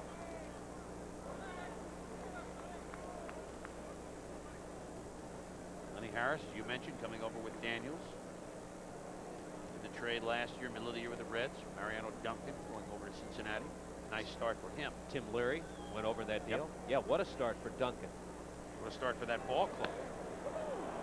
As Harris hits one high to second base, Jose Lean will squeeze it, and the Dodgers are gone in the bottom of the fourth. 4 complete in Los Angeles. LA 2, the Pirates nothing. Back to Dodger Stadium in just a moment, but first let's check the scores all done from around the American League. Minnesota all over Detroit as Puckett and Herbeck had back-to-back home runs. California beats Baltimore 7-1. Lance Parrish had 2 home runs. Glenn Allen Hill had a 2-run shot for the Blue Jays. They beat Cleveland. Nolan Ryan, his first loss of the season, and Brett Saberhagen is now 1-3. It's an even year. Back to Chris and Tommy. All right, John, thank you. What about those White Sox, Tommy? 5 in a row for the Chicago White Sox. Break up the White Sox. That's a surprise in the NL West, in the AL West. Yeah, I'm all right. The surprise in the NL East, the Pittsburgh Pirates. They've been handcuffed tonight by Tim Belcher as Sid Bream looks to start something off in the top of the Pirate fifth. Only 2 hits tonight, one of them a bunt single by Van Slyke against Belcher. Bream telling himself to keep that front shoulder in. Isn't it interesting? Dodgers, Mike Marshall, Greg Brock, Sid Bream, all first basemen out of their organization, and none with the Dodgers. Hit foul down the right field line. Mike Marshall now with the Mets, Greg Brock with the Brewers. Greg Crocodile Brock to you. I'll let you have that. Okay, thank you. And Bream here. So here's 3 players who had good minor league careers. How about throwing in a Franklin Stubbs too? Now with Houston, another Dodger first baseman. I think it's safe to say that Eddie Murray isn't going anywhere for as long as he would like to remain in Dodgers. This one fouled back. So Bream really played 83 some games, 84 a little bit, 85. Was traded at the end of August to Pittsburgh in the deal that brought Bill Madlock over to the Dodgers. He along with Cecil Espy. And R.J. Reynolds went over to the Pirates. And of course the Pirates still have 2 of the 3 of that deal, but Belcher gets yet another strikeout. Number 13, Jose. So some steam from Lean. Tim Belcher tonight and some steam on Sunday here on ESPN. Live NASCAR racing. The Winston 500 takes off from Talladega, Alabama. Speeds of 200 miles an hour, even faster than the Tim Belcher fastball. The qualifying heats this week. So catch all the action Sunday, 2 Eastern, live on ESPN. Chris Berman and Tommy Hutton live at Dodger Stadium. On the second half of our Tuesday doubleheader, we are here with you, second half game on Tuesday every week. Next week we get Baltimore and California as we reverse our early game and make it the late one next week. That's next Tuesday's second game. Tonight it's 2-0 Dodgers as Belcher is pretty much has it his way tonight. He's quickly 0-2 on Jose Lee. Yeah, most of his strikeouts have been with a fastball, but that last one to Bream was a great breaking pitch, and he really fooled the Pirate first baseman. No walks, too, for the big right-hander. In command is the word. Had 8 shutouts last year. That led the National League. I mean, he was a pitcher that I think a lot of people, you hear of other names, but they forgot to mention Tim Belcher. Hit to Harris, 2 down. And let's not forget that just as Oral Hershiser was Number very much 12, involved in the Mike lockout talks, so was Belcher. Now he's just starting to get back into it now. Yeah, he was 10-4 the second half of the season. He was 5-0 in September. So he went down the stretch, and he, with those 5 wins in September, had a couple of shutouts, and he was just tremendous. Got him in the end of '87 season. Player to be named later in the deal that sent Rick Honeycutt up to Oakland. Mike LaValliere singled for the first hit off Belcher back in the 3rd inning. Skies one to right field, which the babbler, Hubie Brooks, now he's called off by Juan Samuel. And a nice 1-2-3 inning for Tim Belcher. Middle of the 5th, 2-0 Dodgers. Back to Dodger Stadium in just a moment. Right now, let's check the scores from around the rest of the National League. Philadelphia beat Cincinnati this afternoon. The Mets a loser at Atlanta as Littlequist had 2 home runs, the pitcher. Montreal went 13 innings before they beat Houston. And St. Louis and San Diego now just in the top of the 8th, all tied at 1. Let's get it back to you. All right, John, so both the Expos and Phillies winning. They're the teams immediately behind the Pittsburgh Pirates, who are losing tonight. In the bottom of the 5th inning, 2-0 to Tim Belcher and the Dodgers, as Juan Samuel steps up for his 3rd appearance, struck out and grounded out thus far tonight. And a wave at Dodger Stadium. Not the ones off Newport Beach, but wave down here in the lower deck. Yeah, I was always a firm believer that if a ballpark were to have a wave, it would be here in Southern California. Just didn't seem right. The Metrodome in Minnesota. Although they really revved it up there pretty well in '87 when the Twins had that magical season. 2-1 now, the count to Juan Samuel. Hitting second tonight in hopes of shaking him up a little bit. Not to shake him up, but to get his bat loose enough. 207 coming into the game. 0 for 2 thus far tonight. He's getting down around that Mendoza line, and that's always dangerous.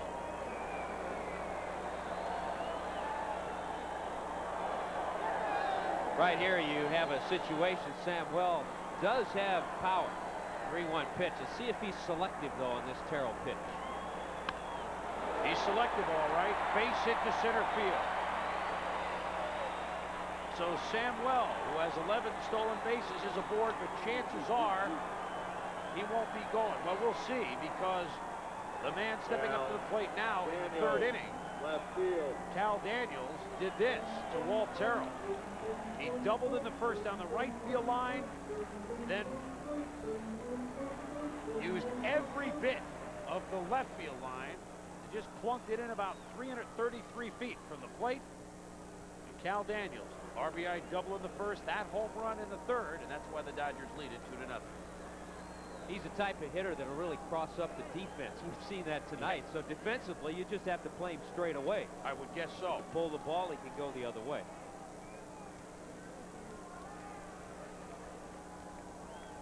Of course, I said maybe he won't be going, but I got to think he will be. I mean, that just to get Samuel going again.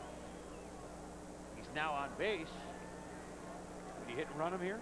Why not? Not with that, probably not hit and run. They might have a run and hit. He may take off. Daniels might see that, go ahead and swing the bat if he has a good pitch. But as far as hit and run with the number 3 hitter who is already doubled and homered, unlikely. But certainly not unlikely to see Samuel go, even though he allows the hole on that right side, being at first base.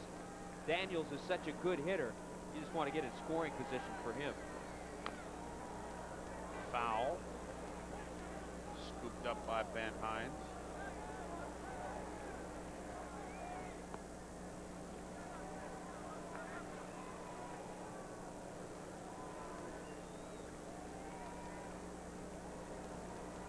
Cal Daniels.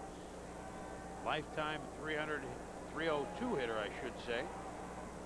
Double and homer tonight. 2-0 Dodgers, bottom of the 5th inning. 0-2 pitch from Walt Terrell. This one scoots away from Lavalier, and Samuel will dive into second base.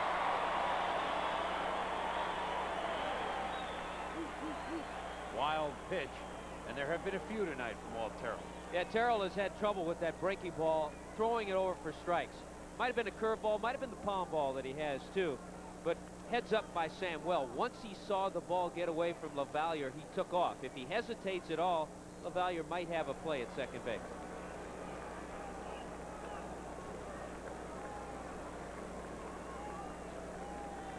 Juan Samuel.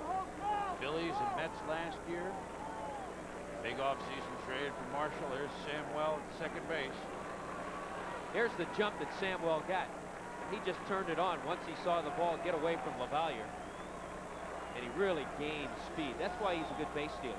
Picks up good momentum. Daniels steps out.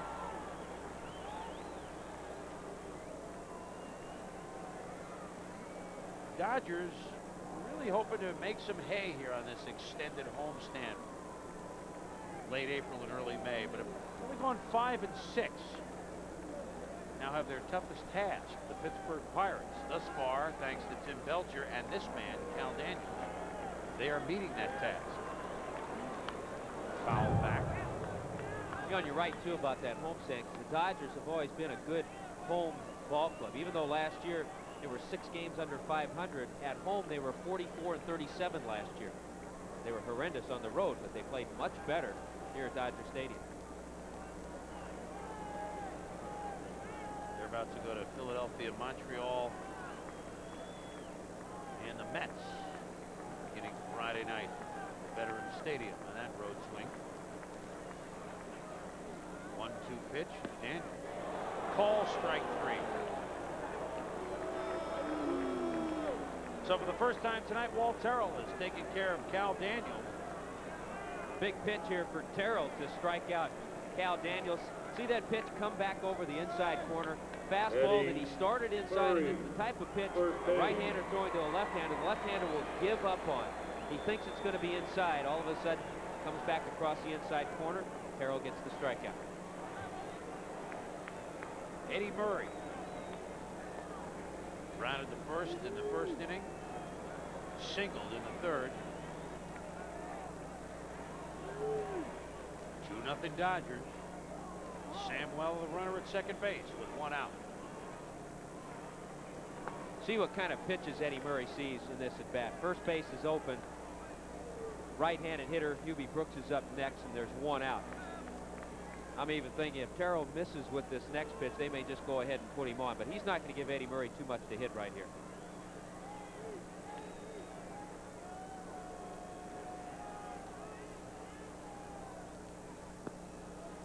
Terrell, who saw plenty of Murray as he's now 2-0, Tom. When he pitched for Detroit, Murray was the mainstay with the Orioles, one of them. Knows full well what Eddie can do to you. As a matter of fact, almost took his head off the last time up with a shot to the box. Walt Terrell, 15-game winner, a couple of times with the Tigers, 117. 1987 for Detroit.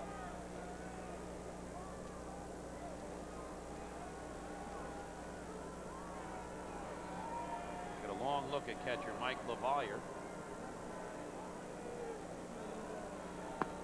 Yeah, he hasn't really been near the plate. He's probably surprised that he hasn't gotten the 4-finger sign from Jim Leland in the dugout himself. You may as well get one. This is one of those intentional, unintentional walks. Or is it unintentional, intentional? UIBB. Something like that if you're scoring at home. Well, that one got over the plate, and Murray sends one back. Gone! Should have been.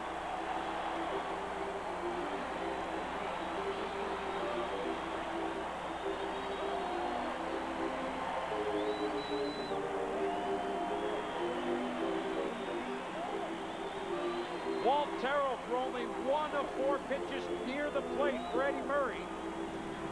And Eddie Murray sent that one about 395 feet.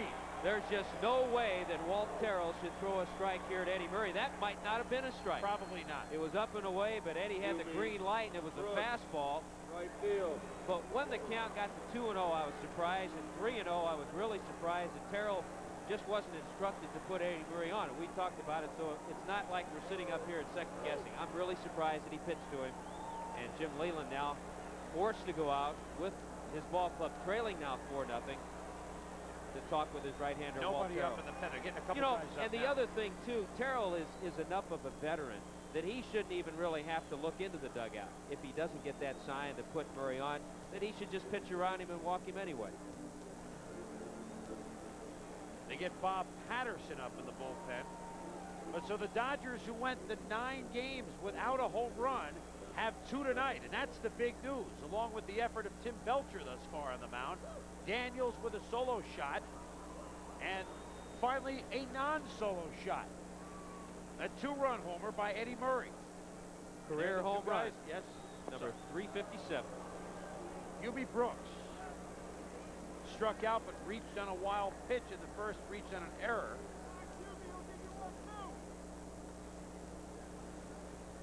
Randy Kramer also throwing in the pen. As Brooks skies one to right, Bonilla makes the play, and there's 2 down. But the Dodgers using some long ball tonight. Much needed, much sought Mike, after. Matter of fact, Sosha, it was almost as extinct as catcher. a dodo bird. So you hit the long ball, you even try to sit next to each other. See, that way you can talk about it. Yeah, Yeah. I hit mine a little better than you did, Lenny. Or Cal, you went the other way, and I hit mine deep to right center on a 3-0 pitch. Yeah, but Cal is telling him, yeah, but it was 3-0 and you got the meatball here. I had some tough hitting to do here, Eddie. I'm trying to give equal time here. Mike Sosha, 0 for 2 thus far. Ended both the first and the third. The Pirates now have their work cut out for them. Trailing Tim Belcher 4-0. And they haven't even really been able to nibble at Belcher. Terrell just, at this point, trying to shut it down. The strike, it's 2-1. Yeah, Terrell's the first hitter due up for the Pirates next inning. So if Jimmy Leland gets him out of here in the 5th inning, he'll send in a pinch hitter and go to his bullpen. Sosha fouls one back. Before the game, we spoke with Pirates manager Jim Leland, and I asked him, how can you tell if Walt Terrell's beginning to lose it just a little bit? Don't want to rush, get the ball, get it over with. Sometimes I think a lot of pitchers have a tendency to want to find out the results before they throw the ball. Later in the game, he could have that tendency. So if it's not later in the game, it's Sosha grounds. Well, I tell you, there'll be a lot of Pirate announcers and media people, writers, that'll question the call of Jim Leland of not walking Eddie Murray intentionally. They will question Walt Terrell, question the fact that why did he throw him a 3-0 pitch that was hittable, even though it might not have been a strike, it was hittable. It's enough to get choked up over it. Sosha fouls one back. You all right? Yeah, I started the day in North Carolina. Well, by the way, you're choked up, and I was choked up as well when you were named Sportscaster of the Year by the Sportscasters. And Thanks. congratulations. Yeah, it was very nice and very unexpected. Sportscast with the Sports Writers Association. We had a nice evening last night in Salisbury, North Carolina. I'm not sure I deserved it, but I told them I won't return the trophy. I'm going to keep it. You learned that early on. Yeah. Get an award, you take it. You better. May not get any more. Yeah, thanks. That was quite unexpected. Pirates didn't expect to be trailing 4-0 here in the bottom of the 5th inning. And they haven't been trailing anybody out here on their left coast swing. 6 in a row. 10 out of 11 on their 6-city road trip. Past the diving lead, and Sosha is aboard.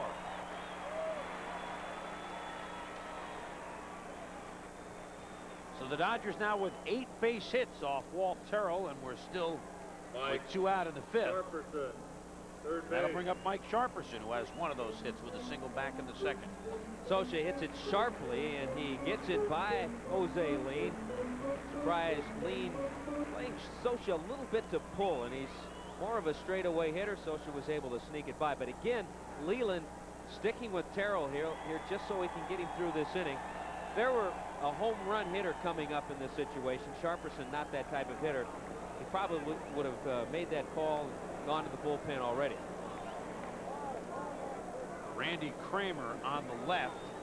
Look at that Doug Bear, the right-hander, number 46. So he has a couple now. Now what he's trying to do, Jim Leland, just in case he can't get Terrell through this inning, he'll use one of those pitchers for one hitter, and then he'll have to pinch hit again.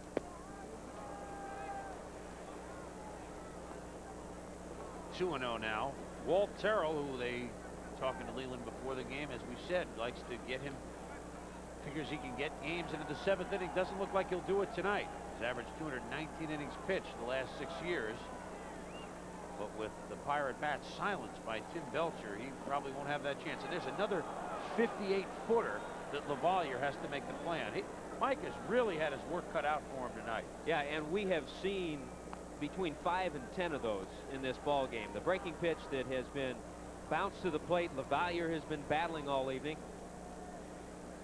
That time it looked like the palm ball that Terrell has struggled with. He's 59.5-footer. Let's give him a little benefit of the doubt. So the palm ball and the curve ball, the 2 breaking pitches he's had trouble with. Fastball and sinker, he's been able to get over. Now, in a not a surprise move, Eddie Murray gets the green light at 3-0. What a surprise Sharperson did not, as that pitch is over for a strike. It's 3-1. You're kind of surprised he didn't go out on a limb and say that. Right. Well, I went out on a limb. I should have done that ahead of time. I could have got one right here. 2 out, 4-0 Dodgers. Bottom of the 5th. Mike Socha leads off first. Sharperson swings and misses, and it's a full count now.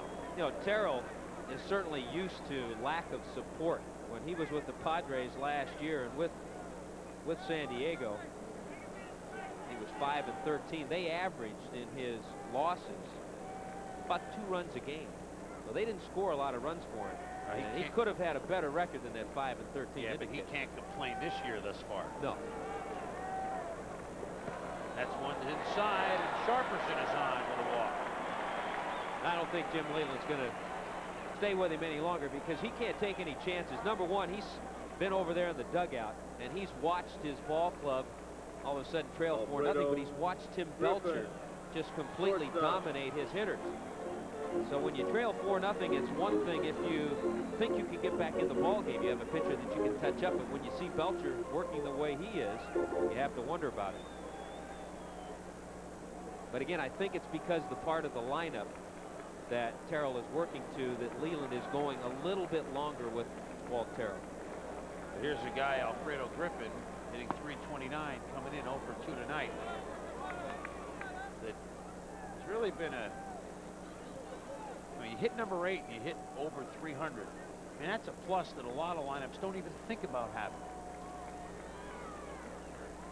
Griffin's certainly not up there lifetime, but he has had a couple years where he's hit some nice averages. Terrell's even struggling with his fastball now. Earlier in the game, it was the off-speed pitch, and he was throwing the other for strikes, but now he's even having trouble spotting his fastball.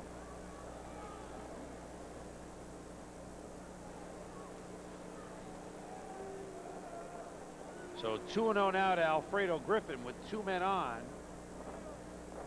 2 runs in on the Murray 2-run shot. And Walt Terrell just trying to get out of here. Back in '86, Griffin at .285 with the Oakland A's. .287. He's a rookie with the Blue Jays in '79. I know that's ancient history. He smokes one, but right at Sid Green. So Leland's gamble does pay off in letting Terrell finish it out. Not until the Dodgers pick up a pair for their 4-0 lead.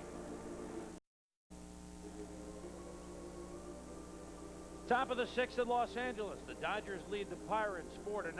Chris Berman along with Tommy Hutton. Glad you could join us tonight. And the Dodgers all smiles. They've got 2 home runs, and they've got an ace-like performance thus far from their now ace, Tim Belcher. Yeah, Tim Belcher has been overpowering. He has dominated the hitters, and you brought it up between the break. Maybe the Pirates, because of their off day yesterday, maybe their momentum has been stopped.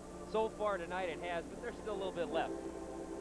Your attention, please. The Pirates trying to extend their Pirates winning streak to 7 batting games, but the way fourth barrel, Belcher's been going, that's going to be an 44. awfully tall order.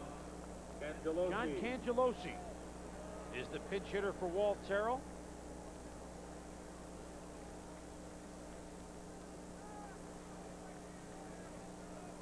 Angelosi's been a little pinch hitter for the Pirates for a couple of years, and he's done a good job. He has been a fill-in outfielder. 1986, he had 50 stolen bases with the White Sox. So right now he's just trying to reach base. Showed bunt right there. That's why third baseman Mike Sharperson's playing about 5 steps in on the grass at third. 200 thus far this year. 242 in his major league career. Pirates, White Sox. Tough strike zone as Belcher is now behind 2-0. Pirates with only 2 hits tonight off this man, Tim Belcher. One of them a bunt single by Van Slyke. The other a base hit by catcher Mike LaValliere. One just missed, but it's 3-0. So Jimmy Leland just trying to shake things up, maybe get things going with a walk, and Cangelosi is 3/4 of the way to first base.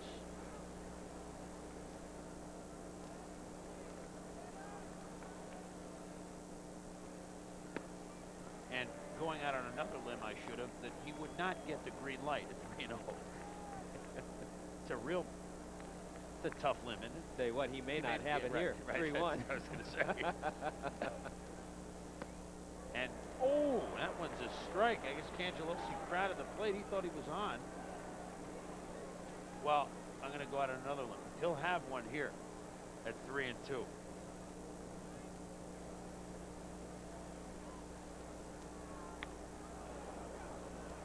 Now one back. Belcher with 200 strikeouts last year, second in the National League by 1 to De Leon, has 6 strikeouts tonight as he works the leadoff man in the 6th inning. John Cangelosi batting for Walt Terrell. 2-run homer by Murray, solo shot by Daniels, RBI double by Daniels. Those are the Dodgers' 4 runs.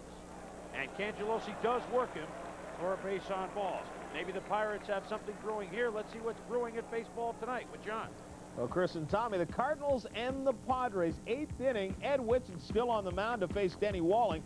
Slaps this one to left field. Vince Coleman comes in to score. The Cardinals take a 2-1 lead. Fred Lynn's throw, not a good one, so he doesn't even have to slide. Back to Chris and Tommy. All right, a couple of hours up the freeway from that ball game here in Los Angeles. Tim Belcher has walked John Cangelosi to start the 6th. Wally Backman struck out, reaching a fielder's choice, steps up and fouls one back below us. There's a play that has changed as far as baseball goes over the years. Pirates trail 4-0. A pinch hitter leading off in the 6th inning just drew a walk. First walk of the game for Belcher. And the next hitter, another leadoff type hitter, goes after the first pitch. 15 years ago, that wouldn't have been the case. Hitter would have taken the pitch here in the 90s, late 80s, a little different story. He took that one and he's behind 0-2. Pirates should try to make Belcher pitch now. As I mentioned, his first walk, so all of a sudden he's working with the leadoff man on. Well, he's a totally different looking pitcher than the one that was cuffed around as he strikes out Backman for strike number 7 tonight. 1 down. His last outing, 6 1/3, 11 hits, 6 runs against the Cardinals. That was a different pitcher. It didn't take him long to regroup. Backman questions that call. May have a little bit of an argument. Paul Runge, though, with the final say, and it's the first inning that the Pirates have had that leadoff man on base. Jay Bell, the shortstop. He said, you know, I had an inside the park home run last year, and I was watching SportsCenter, and it wasn't me. He said, but they called me light-hitting shortstop Jay Bell. I said, I'm trying to make sure that you never have to do that again. I can hit 250, 260. Well, Jay Bell trying to do something that is tough for a ball player to do, and that is break a rap that he has. And in the minor leagues, he made over 60 errors one year, and so his rap was bad field, decent hitter. And he's trying to break that, and become a decent fielder and show that he can hit a little bit in the big leagues too. We mentioned earlier, he and Lean have set a goal in maybe the mid-80s for double plays turned by those two alone. That'd be a pretty good number to reach. Right now, he'd like to reach first base. Cangelosi bluffs going. Bell hits one to right, but right at Hubie Brooks. And there are two now. Tell you what, Jay Bell one season in AAA had 17 home runs. Notice that crowd gathering as that ball gets away. That's heads up in the infield when you see that many players converging around a ball that gets loose. Looked like it was a $100 bill blowing around the field.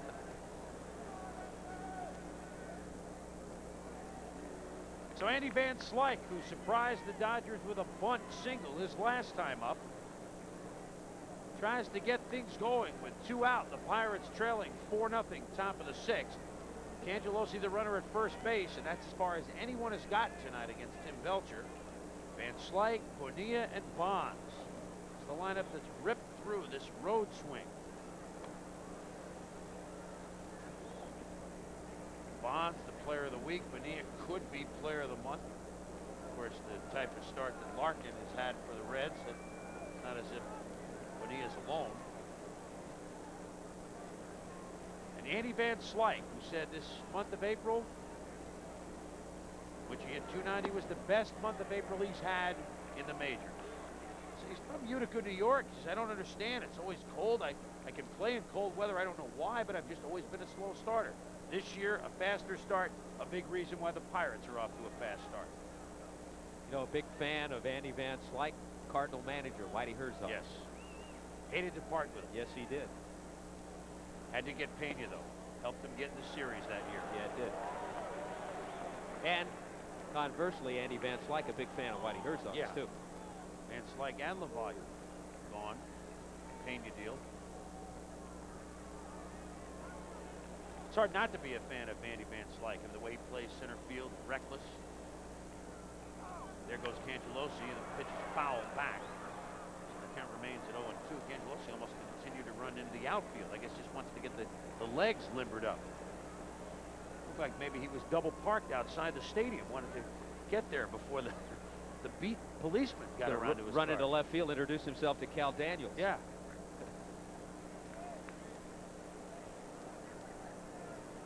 Top of the 6th, 4-0 Dodgers. Tim Belcher has been in control, has given up only 2 hits and the walk to Cangelosi.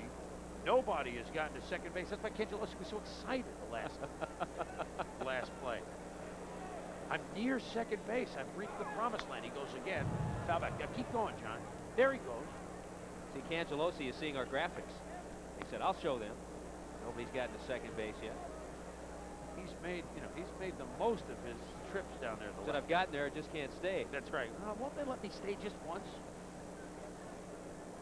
Made a reservation, but the table's not ready yet.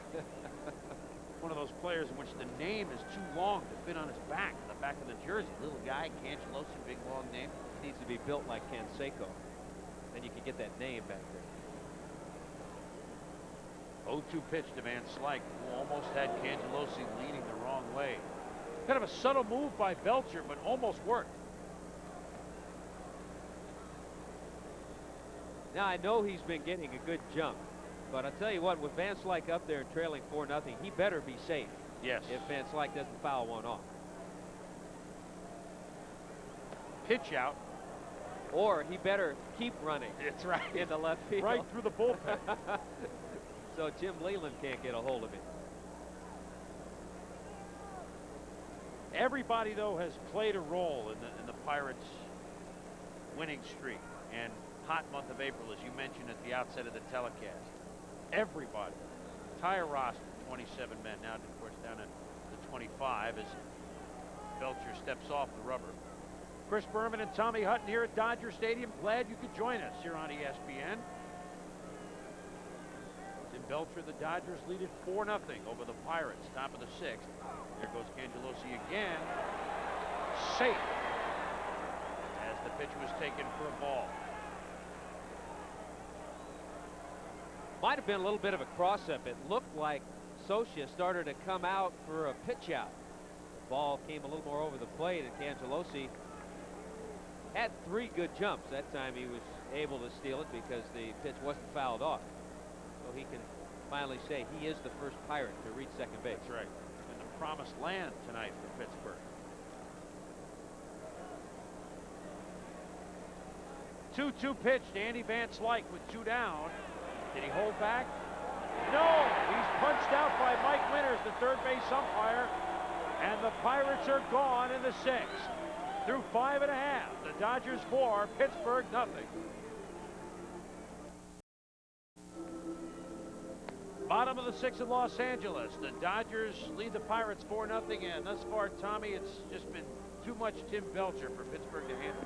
Well, his career high in strikeouts is 12. He did that last year against the San Diego Padres, but a pitch that dives out of the strike zone off speed, like Van Slyke may have held up, but not so, says the third base umpire. 8 strikeouts tonight through 6 innings. That's the way Van Slyke relaxes, though, after he gets called out, punched out on that kind of pitch. Randy Kramer, the new pitcher, and again, one of the middlemen that Jim Leland has used on this road trip during the season that has contributed. And he contributed last year. Randy Kramer, he started the season at Buffalo in AAA, but came on to pitch for the Pirates and threw a 9-inning one-hitter. Pitched that against Cincinnati. Facing Tim Belcher, who has had the Pirates number tonight. Randy Kramer, San Jose, a high school teammate of Dave Steve, Blue Jays. And that's one heck of a way to cover the ball game. Well, you have to think back to early in the ball game. Remember when Tim Belcher threw one over the head of Bobby Bonilla? Yeah, but first pitch,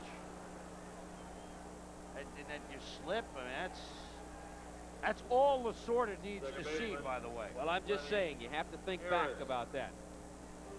Kramer came in and his warm-up pitches threw a lot of strikes. First pitch to Tim Belcher. Didn't throw it at his head, just came inside. I'm just giving you some food for thought. It's not time to make a food run anyway, is it? And it's tough to give Tommy Lasorda food for thought now. No, Tommy, he just looks great. Let's redefine the word svelte. As Lenny Harris is up, Belcher, the leadoff man at first base with the jacket on now. And Kramer misses with the first pitch.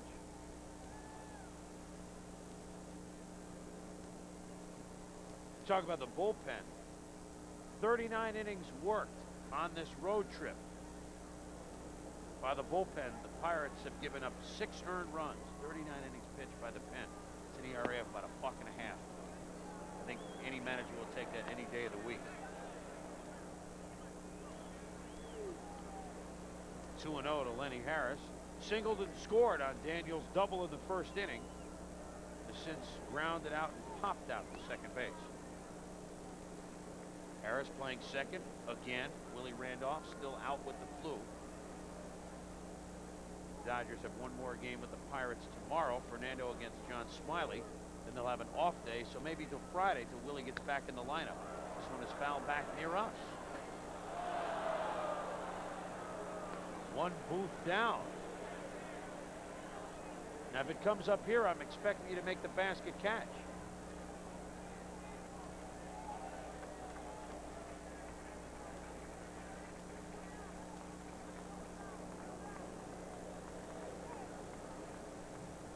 Belcher aboard first with none out.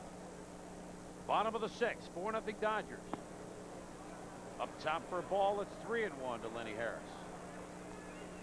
Talked a little bit about this Pirate pitching staff and the middle relievers, Bill Landrum and Ted Power, the 2 guys that Jim Leland will go to close a game.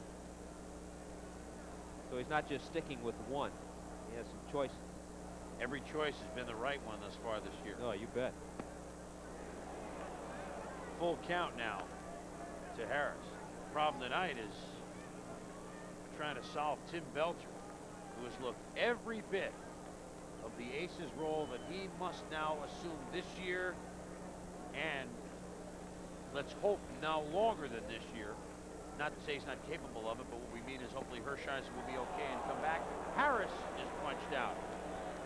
So one down now here in the bottom of the sixth. Let's punch our way east to John Saunders. Chris and Tommy, Bob Nepper just brought up from Phoenix in relief of Atlee Hammaker. 4-3 lead. Sean Dunston takes him deep to left. It's a 2-run home run, his 4th home run in the last 7 days. And the Cubs take the 5-4 lead. It's in the 6th inning. Back to Chris and Tommy. The Giants, John, just looking for any sort of help. They picked up Mark Thurman from the Astros tonight. As they just are looking left and right for some bullpen help, and they're not finding it. Quisenberry retiring over the weekend. Meanwhile, here, the Dodgers lead it 4-0. Juan Samuel is up with Belcher on first and one down. Randy Kramer delivers from Samuel. Skies one that Bonilla makes the play on, and there are 2 out. Humorous story in that Bonilla in right field. I mean, he's a big guy. Talking with Andy Van Slyke before the game time, he said, asked him how Bonilla was doing in right field. He said, he's doing fine, but I know there's going to be one time this season we don't have a chance to check each other off. This bull of a man is going to be bearing down on me. I'd rather run smack into the center field wall than hit Bonilla at about 20 miles an hour. And that one, for a while, looked like they both were going to have to go for the ball, as they got poor jump and it didn't really carry out in the field that well. Reminds me of a little bit when the Giants a long time ago had both McCovey and Cepeda. One of the 2 of them had to play the outfield. And Willie Mays, as great as he was, I'm sure still had to flinch a little bit with a guy that size coming at him. Wasn't your first baseman going out to right field and Bonilla's charging in?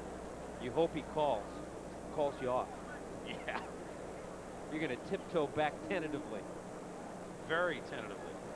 Cal Daniels, one of the offensive stars tonight for the Dodgers. 0-1 pitch to him. RBI double in the first, solo homer, a pool cue shot down the left field line in the third. Hitting .364 now.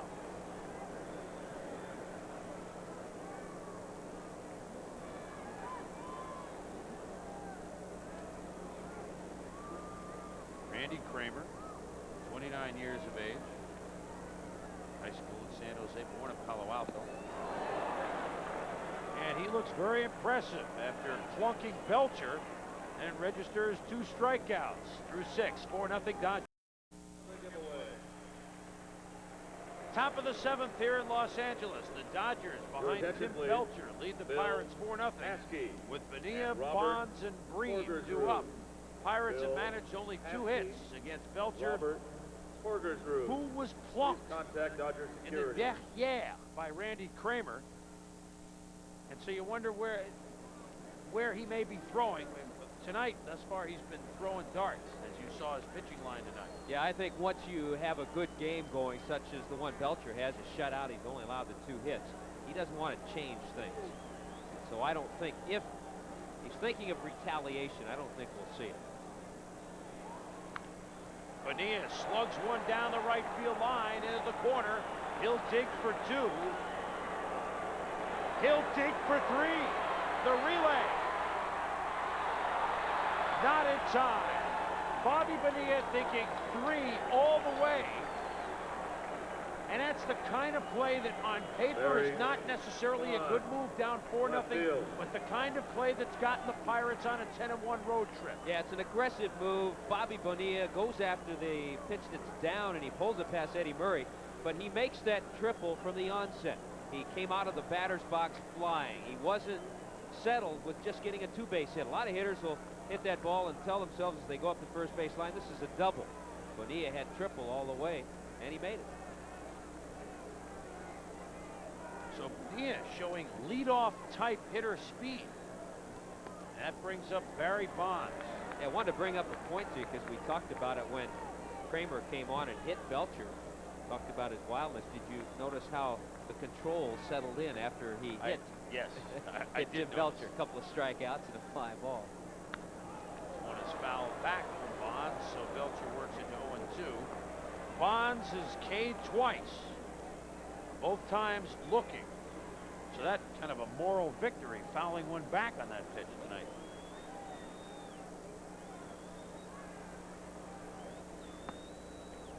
Ooh, he laid off and didn't miss by much.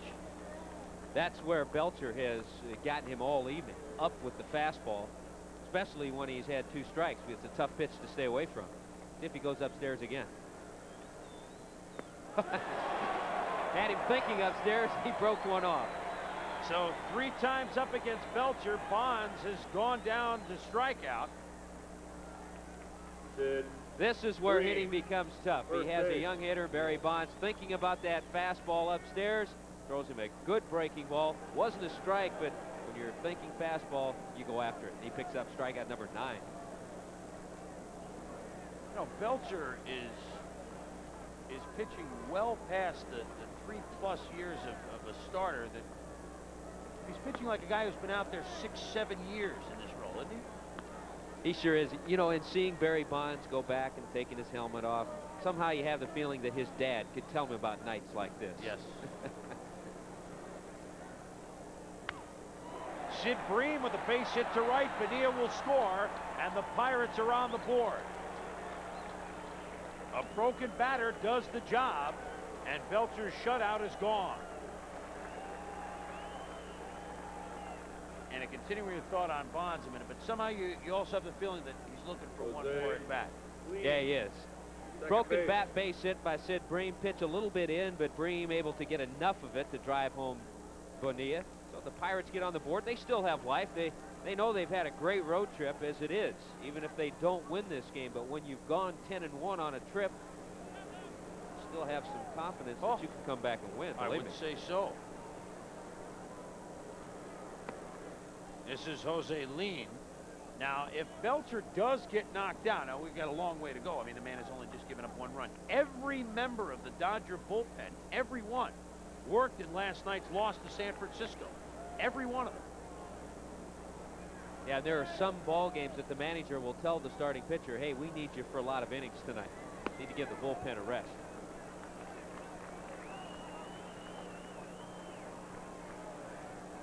In case you haven't been aware of this program by now, what are you, Rip Van Winkle? Where have you been? ESPN Baseball Tonight gives you the highlights, the news, the views every night. If it happens in baseball, it's a lock. And you'll see it on Baseball Tonight, only on ESPN. John Saunders, of course, in the studio tonight. Dave Marish, a few nights a week. Everywhere we go, the players say, well, I can't miss that show. I'd like to find out what everybody's doing. Doug Bear throwing in the Pirate bullpen because Terrell is 2 batters away from, excuse me, Kramer is 2 batters away from coming up. This one is hit to right field. It has Brooks going back. He makes the play. Green will scurry to first base back. And there are 2 down. Well, Hubie Brooks, who came to the major leagues, played a lot of third base for the New York Mets. Actually was a shortstop in college. Third baseman was Bob Horner. That kept him away from that bag. Yeah. Now Hubie finds himself comfortable in the outfield, but there's still talk, and there was talk in spring training that the Dodgers weren't satisfied with Jeff Hamilton, who's on the disabled list now, that Hubie Brooks perhaps could move in from right field and become their third baseman. Well, he can certainly handle the position. He may just have to. They don't have a lot of outfielders healthy either. Come to think of it, we have some Sun Devils here tonight. Hubie Brooks, Arizona State, Barry Bonds, ASU. Pirates have broken through here in the top of the 7th. They trail at 4-1. Mike LaValliere trying to keep things going with Bream at first base. 1-0. 2 out, top of the 7th inning. Pirates know that both teams immediately behind them in the standings, the Phillies and Expos, were winners today. So if they come out on the short end of this one, their lead would fall to 2.5 games. Interesting to note that their biggest lead since 1980. That was the year after We Are Family team.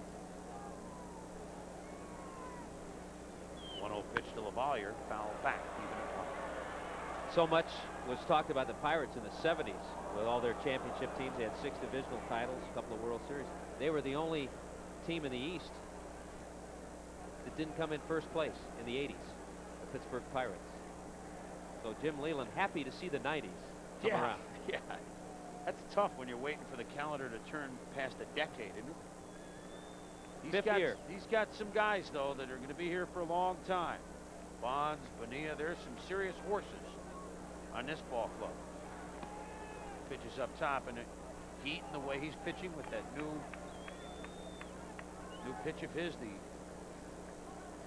knuckle screw change or whatever he calls it. He's not sure what to call it. It does all three things, and it's been working.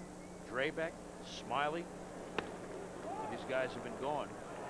Throw Bob Walk in there. Yep. Veteran. And Belcher's out to 3-1 on Mike LaValliere. This is the first inning where Tim Belcher has really struggled. Even though he allowed that leadoff walk to the pinch hitter Cangelosi in the 6th inning. Ron Peronowski on the phone. He picked that up, and because he has struggled, he's had a few conversations just in this inning. Had a little bit of trouble getting together with his catcher, Mike Socia. 2 out, runner at first. 3-1 pitch is hit to left center field. Sam Well is there. And the Pirates are out in the 7th. The shutout is gone, but the Dodgers still lead comfortably 4-1. Back to Dodger Stadium in just a moment, but first the scores in the National League. Yet another game is done. St. Louis has beaten San Diego. 2-1 is the final in that game. Pedro Guerrero had a home run, and Denny Walling knocked in the game winner as they go on to the victory of 2-1. Chicago and San Francisco is 5-4. Sean Dunson has a 2-run homer and 3 runs batted in. Back to Chris and Tom. All right, John, thank you. Dodgers lead it 4-1, thanks in part to this man, Eddie Eat, Drink, and B. Murray, who in the 5th inning with Samuel aboard, just on a 3-0 pitch, lost this would-be strike by Walt Terrell. It struck about 395 feet in the right center field bleachers. And that 2-run shot put the Dodgers in front 4-0.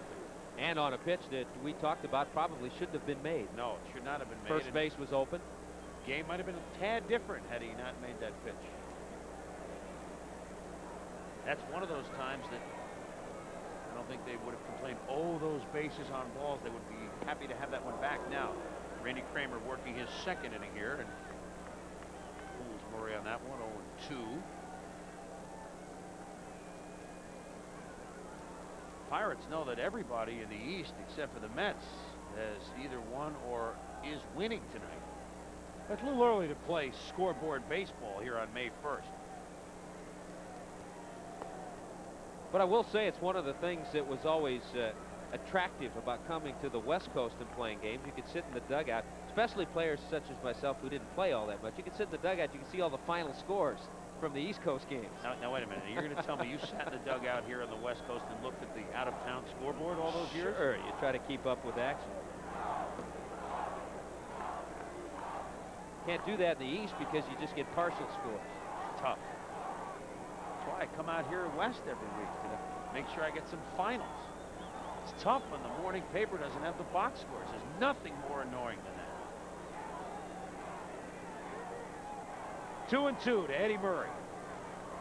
Leadoff man here in the bottom of the 7th inning. Dodgers lead it 4-1, trying to snap a 2-game losing streak. Pirates trying to keep their 6-game winning streak alive. There's Ted Tower of Power, and he's been just that this season for Jim Leyland's Pirates. Doug Bear went up for a couple innings, but he's sat down now as Murray steps out. Interesting, Doug Bear's been with about 8 different stops. He began his career with the Pirates, seems like back in, when Honus, when Wagner and those guys were playing. His teammates, I'm sure he really enjoys this nickname. They call him Fossil. I'm sure he likes that. As Murray grounds one foul, 40-year-old Doug Bear. So he sits down now as Power is throwing in the bullpen with the pitcher due up to lead off the 8th for the Pirates. Eddie Murray. Ground to first, single, 2-run homer tonight. He and Cal Daniels have supplied the offense. Tim Belcher has supplied the pitching. And Murray is aboard. So the Dodgers again with a leadoff man on. And it's our privilege to remind you that this copyrighted telecast is presented by Authority of Major League Baseball. may not be reproduced or retransmitted in any form without the express written consent of Major League Baseball. He's read that a few times, hasn't he? Ben? Over the last 30, Yeah. 40 years. Murray aboard. Hubie Brooks up. Kramer working from the stretch. Brooks first ball swinging behind. LaValliere will give it a chase, but it's off the top of the screen. He's had a busy night tonight, as Mike.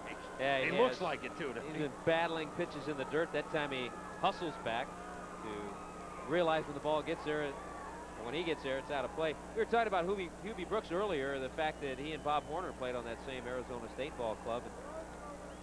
In 1978, Hubie was the 3rd pick overall in the amateur draft by the New York Mets, and Bob Horner the 1st pick by the Atlanta Braves. Horner just, well, he never could stay healthy. What a beautiful swing Bob had. One of those power hitters that had a good short stroke. The other that comes to mind, Greg Luzinski. Could still hit 300 even though he didn't run well, and could still hit a ball 400 feet, but he had that short, quick swing, not a big swing.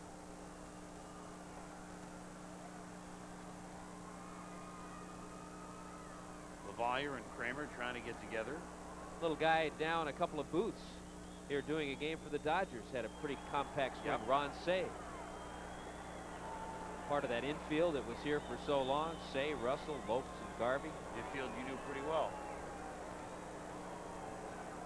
Came up just about the same time as you did. A couple of them a little bit ahead of you. That's why I was still in Spokane, Washington, Pacific Coast League. Runner goes, the shot to center field, Van Slyke will track down, and so Brooks is out with 1 down and the Dodgers 7th. Let's go quickly to John Saunders. Of course, the Cubs leading the Giants 5-4. Les Lancaster in relief with the bases loaded. Gary Carter, though, to Dunston, to Sandberg, to Grace. It's a double play. They're out of trouble and still lead at 5-4. Back to Chris and Tommy.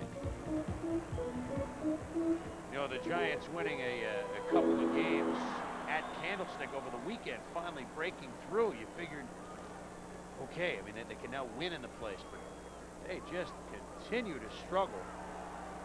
They won 3 of 4, including the game here last night. Cubs trying to end up their West Coast swing on a winning note. 4-1. The Dodgers lead here, bottom of the 7th. Eddie Murray off first base, 1 out. Mike Scioscia hitting close to 300, 1 for 3 tonight. Randy Kramer on in relief of Walt Terrell, way outside for a ball.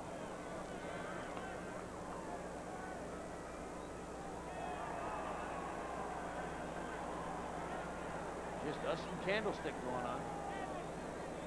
Spinos flashing left and right here at Dodger Stadium. Chris Berman and Tommy Hutton, glad you could join us here at the Hotel California. Tuesday night, make it a habit. Sean and Ray at the first game on Tuesday. Next week we'll have the Orioles and Angels from Anaheim. That's right. You already mentioned where we check in next week. It's always good to know where we check in.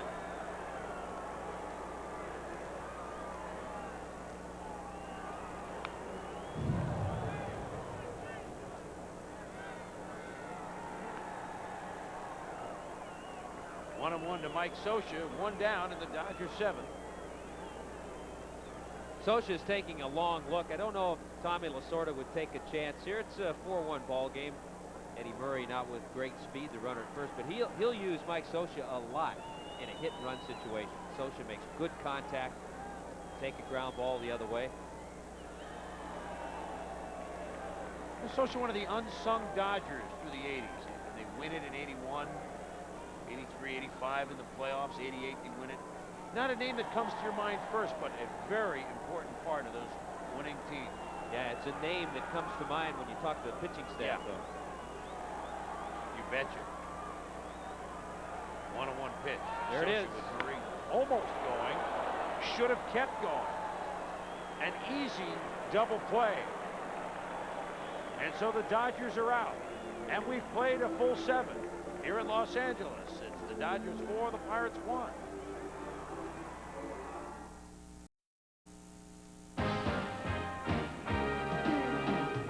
ESPN Baseball Tonight, brought to you by Mitsubishi, bringing you a full line of award-winning automobiles.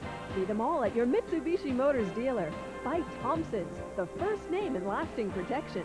By Franklin, the batting glove that's a hit with the best in baseball. And by Budweiser, the king of beers. Remember, know when to say when. Top of the 8th at Dodger Stadium, and former Dodger R.J. Reynolds will try his luck against this man, Tim Belcher, who has given up just 1 run on 4 base hits tonight. And has seen Eddie Murray hit a 2-run homer for him. Cal Daniels a RBI double and a solo shot. The Dodgers, after 9 games without a homer, Reynolds get 2 in one night and are getting an ace-like performance from Belcher. Reynolds, who along with Sid Bream and Cecil Espy went from the Dodgers to the Pirates. 85 trade for Bill Madlock. Madlock is gone, and Bream and Reynolds are still here. Yeah, here's a guy that Jim Leland, his manager, has said that he's the best 4th outfielder in the National League. He really did a job when Van Slyke went down with his injury last year, played a lot. And it's great when you have the luxury to have that 4th outfielder, extra player, who can really fill in and be an everyday player. It's tough on that particular person. When you have an R.J. Reynolds, it's a comfortable feeling for a manager. Of course, it helps when you're a switch hitter. The manager doesn't worry about putting you in a little more often than maybe he would in another situation. 1 and 2 to Reynolds, leading off the bottom of the 8th. Belcher has thrown 100 pitches, so there's that question again. The Dodger pitching staff throwing many a pitch, their starters, as Reynolds sends one to center that Samuel will corral for the first out. As you enjoy tonight's game here from Los Angeles, we remind you that our baseball coverage continues tomorrow night Wally with the Oakland A's in a class by themselves, really. They continue their Eastern swing, and they'll play the New York Yankees. Some of you will see California against Baltimore. That's tomorrow night at 7:30 Eastern time. 2 games Tuesday, game Wednesday, 2 games Friday, games Sunday night. We hope that's all you want and more. It's fun going everywhere and bringing you all the action. We're still just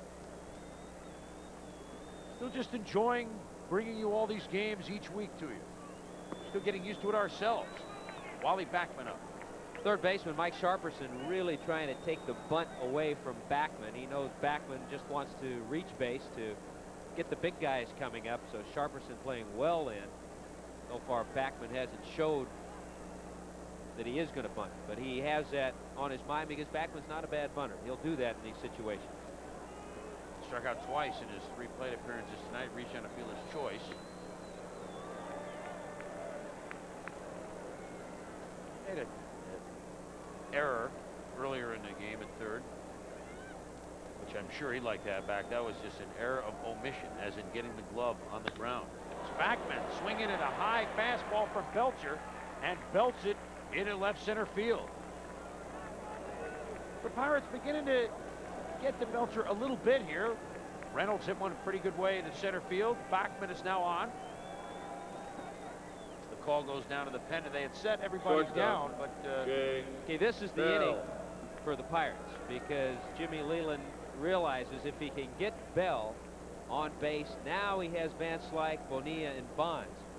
If he looks ahead to the 9th, he may not have that opportunity. So this is the inning. He needs to get some base runner and give those guys an opportunity to put his ball club in the game or maybe even put him ahead. Jay Bell 0 for 3 tonight. Looks at a strike call from Belcher.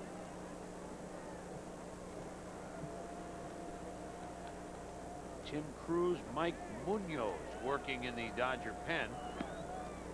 Pitch is up top for a ball. Really, you go back to the last inning. The leadoff triple by Bonilla.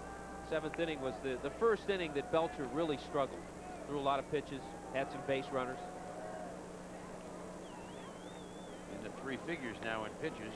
It's a good pitch for a strike. It's the guy he really needs to get, as you point out. Belcher needs to get Bell, and conversely, Bell can get on. Yeah, because even if he gets past Bell, the worst that can happen if Van Slyke hits a home run, Dodgers still have the lead. But the Pirates are a team that's won 6 straight. You didn't expect them to sit down meekly tonight, did you? That pitch Outside low for a ball, 2-2.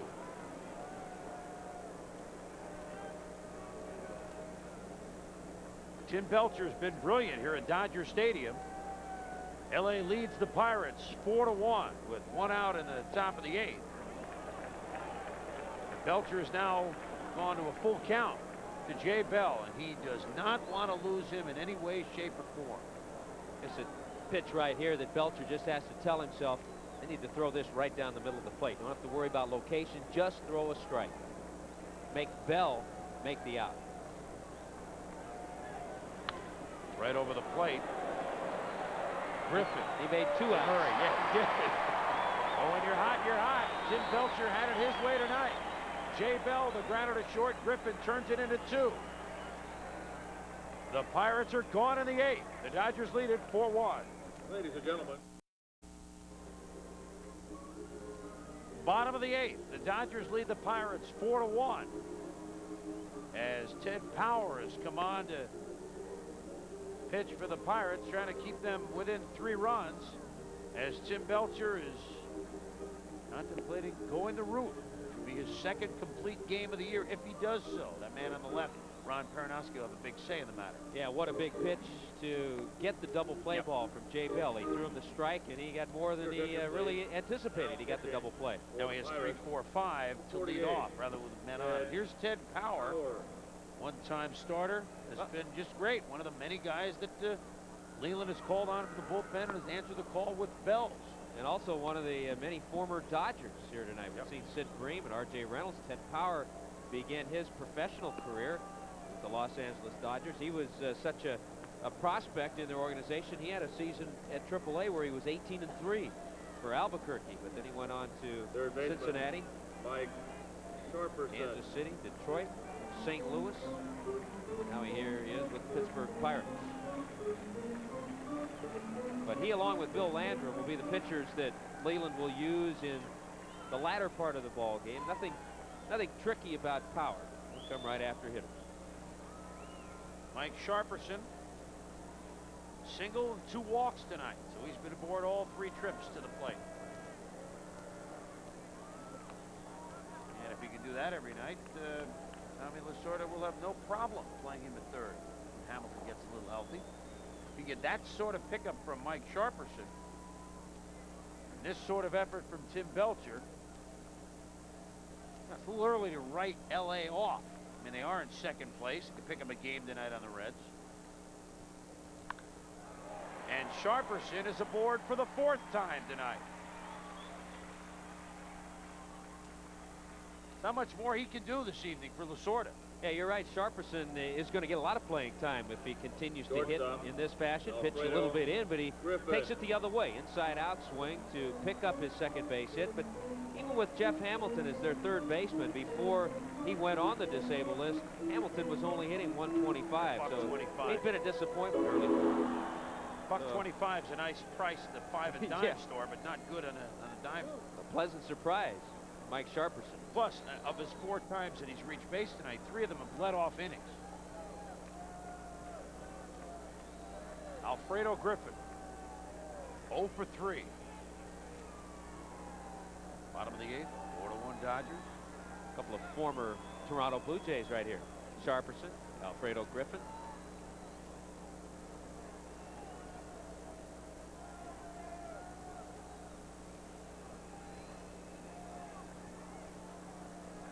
Ted Power, 3rd Pirate pitcher.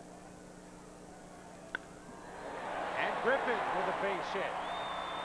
Sharperson around 2nd. The throw from Van Slyke offline. Griffin moves up to 2nd base, and the Dodgers aren't finished. Runners at 2nd and 3rd with none out. Heads-up base running by Mike Sharperson to get a good jump. Never hesitated around 2nd base, and he drew the throw from the center fielder. Andy Van Slyke has a strong arm, but the mistake he makes right here, he gets around and surrounds the ball good to get himself in a good throwing position. But Sharperson beats the throw, and once Alfredo Griffin saw where the throw was going, he just waltzed into 2nd base, so that eliminates any possibility for a double play. Now here's Tim Belcher, who will have an interesting line in the box score, because thus far, officially in 3 plate appearances, he's 0 for 0. A pair of sacrifices and a hit by pitch. People say, well, where was he all night? Yeah, he was a little bit busy. Yeah, Ricky Henderson did that one night, though, and had about 5 stolen bases. Right. Willie McCovey did that one night and had about 5 intentional walks. Field in. Belcher squares to hit it. With the infield in, Bell goes to first and nobody moves. So 1 down now here in the Dodger 8th. Let's go back to John Saunders. Well, Chris, still problems out of the bullpen for the Giants. Ernie Camacho facing the Hawk, Andre Dawson. He hangs the curveball big time, and Dawson takes it out for his 5th home run of the year. That opened up a 6-4 lead. It's in the 8th. But back to Chris and Tommy. Oh, man. Bullpen just continues to get straight. And it's good to see the Hawk off to a nice start this year. We talked about that in our game. He slugged to win in our game last Tuesday at San Diego. Lenny Harris up, and he will be walked to get to Juan Samuel, who has a chance to put this thing on ice. Tim Belcher swung at the first pitch, so he didn't give me an opportunity to tell you that the squeeze wouldn't have been put on. With nobody out, you don't put the squeeze play on because you put yourself in a position for a double play. You pops it up, take yourself out of the inning. So even though he came up there with 1 out, it's a likelihood. So he went after that first pitch. Fortunately for the Pirates, Ted Power, they were able to retire him. Now they're going to try to set up a double play by walking Lenny Harris. Well, you got tough guys to double up here. Samuel at the plate, Harris at first base. Yeah, this really puts the pressure on the infield because as an infielder, you have speed in Juan Samuel. You have to make sure if you're the shortstop or second baseman that you get a hard hit ground ball that you can turn 2. If you don't think that you can turn 2, you have to come home with it. You know, this is odd. We're looking out here. We're saying the Dodgers have speed on the base pass. And that's one of the things that they lack sorely. But you've got Sharperson at third. Normally he wouldn't be in the lineup. Griffin is at second base. Harris at first and Samuel at the plate. That's about as fast a lineup as the Dodgers could put out there. Yeah, that could be it right here. They've grounded into more double plays than anybody else in the National League, in case you're wondering. A pair tonight, 17 overall. But this is going to be the toughest to turn. Samuel 1 for 4 tonight. Singled and scored in the 5th.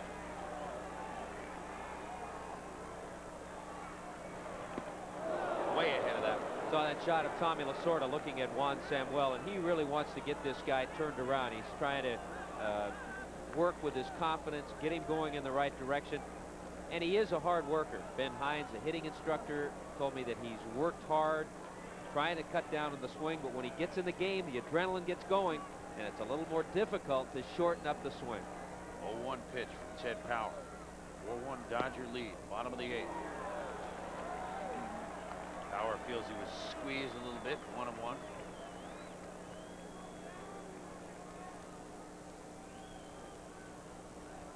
Tim Belcher. He's had the Pirates' number tonight. Giving up only 5 hits, 9 strikeouts for Belcher.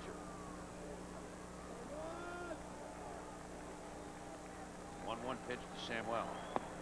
Swung on and missed, 1-2. Power knows that Samuel's the type of hitter that'll chase a lot of bad pitches. So with the count in his favor, and here's an example of Samuel going after a pitch that's out of the strike zone. Power now has the count 1-2. He shouldn't throw him a strike. He should try to nibble around, up, away, see if Samuel will chase one. Freeman Backman in at the corners. He chased it, and he'll sit. 2 down.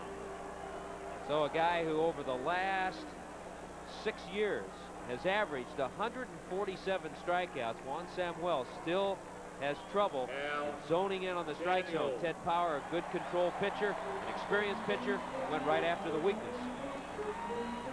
Look at that. He's on his way to another 150. But now the task for Power is Cal Daniels. doubled in a run in the first, solo homer in the third, then struck out twice. You'd be surprised what a confidence builder, even though you trail by 3 runs, if Power can get out of this inning, how the confidence will go to the Pirates. They have their big guns coming up, even though they trail 4-1, they have an opportunity. Bases loaded with 2 down.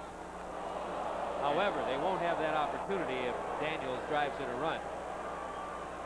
Daniels just wants an opportunity to continue this plate appearance.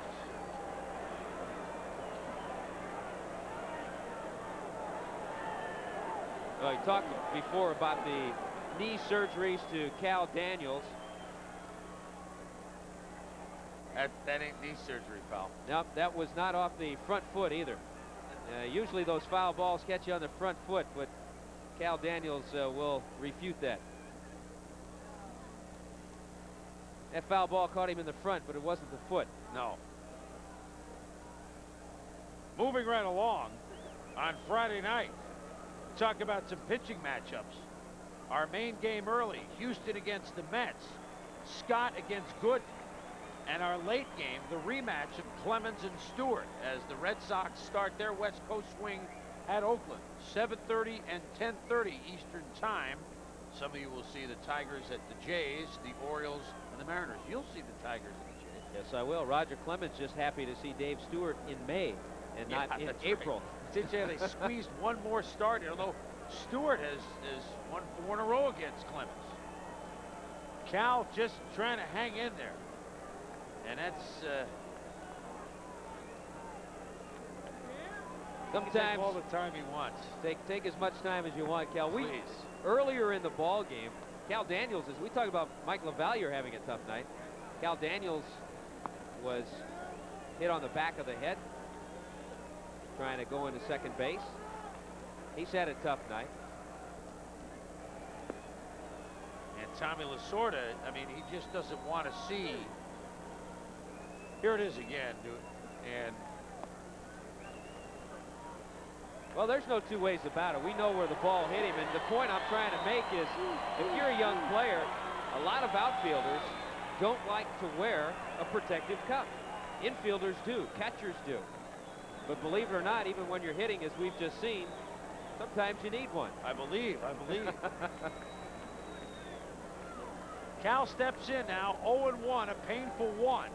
With bases loaded, 2 down, 4-1 Dodger lead, bottom of the 8th.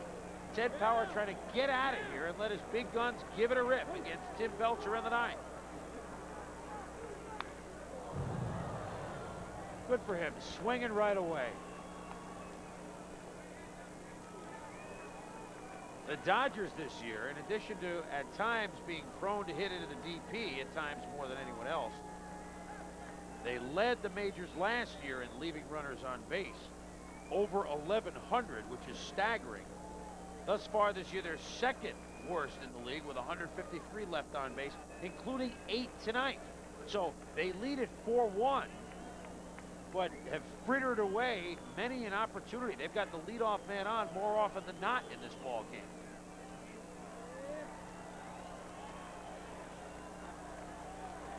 Oh, 0-2 pitch to Daniels.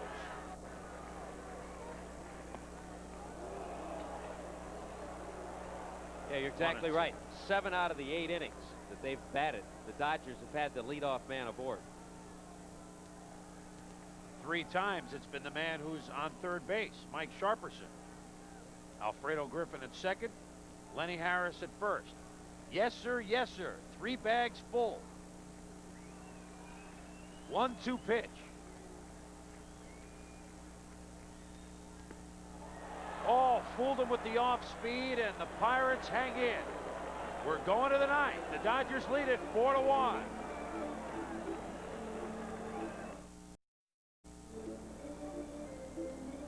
Four to 1, the Dodgers over the Pirates here in the top of the 9th. The heavy metal for the Pittsburgh Pirates coming up. Van Slyke, Bonilla, and Bonds.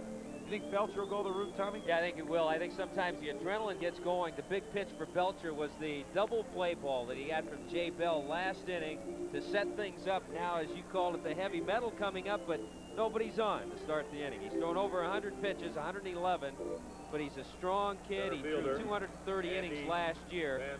And believe me, we've talked about this during this ball game. The fact that the Dodgers have 5 complete games. Belcher threw one his first time out. He's big, he's strong. If his arm was feeling it, I'm sure he'd talk to Ron Peronowski and Tommy Lasorda and tell them. It's not as if the Dodgers don't understand handling pitchers. Over the years. I mean, the track record's pretty good. I went out on another limb, by the way. All right, here we go. Top of the ninth from Dodger Stadium. Belcher delivers, and Van Slyke sends one deep to right. Curving foul.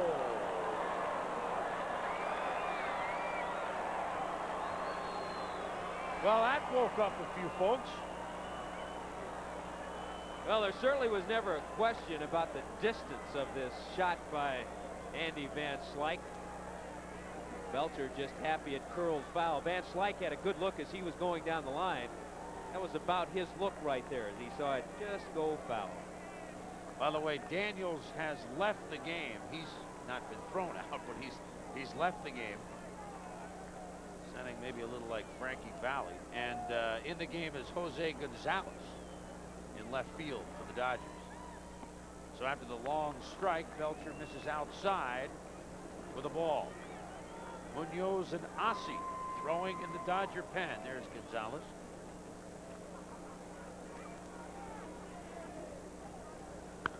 Van Slyke skies one. Sharperson. That was in fair ground, but whatever it is, the Dodgers are just 2 outs away from the win as Van Slyke is out. Bob Bonilla. So Bobby Bonilla, who tripled and scored in the 7th for the Pirates' lone run, leader in the majors in RBI with 21, National League leader in homers with 7. Playing right field the 8th year in a row. The Pirates have had a new right fielder, but chances are he'll stay there after a couple of years at third in which he made the All-Star team. Made a lot of errors, more than 30 errors each of the last 2 years. And he says, you know, we can argue this one, but he says, yeah, my mind is a little bit more at ease. Maybe that's why I got off to a good start. They can't bother me in right. But they can bother him at third as Sharperson makes the putout. And there's 2 down. Reminder that SportsCenter is coming your way after the Left ball fielder, game with Ann Montgomery and Chris Fowler. Bond. NBA playoff action. Baseball.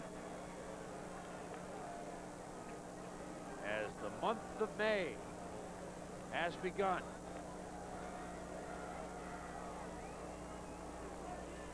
Off night in the Bucks before they get going again tomorrow. Here's Barry Bonds, last hope for the Pirates.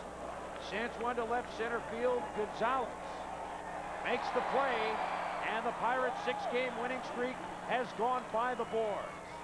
Tim Belcher goes the roof as the Dodgers beat the Pirates 4-1 in an outing that the Dodgers simply needed. They got some long ball, and they got a great performance by Belcher. With the use of the bullpen in their ball game last night against San Francisco, the Dodgers needed the strong performance tonight from their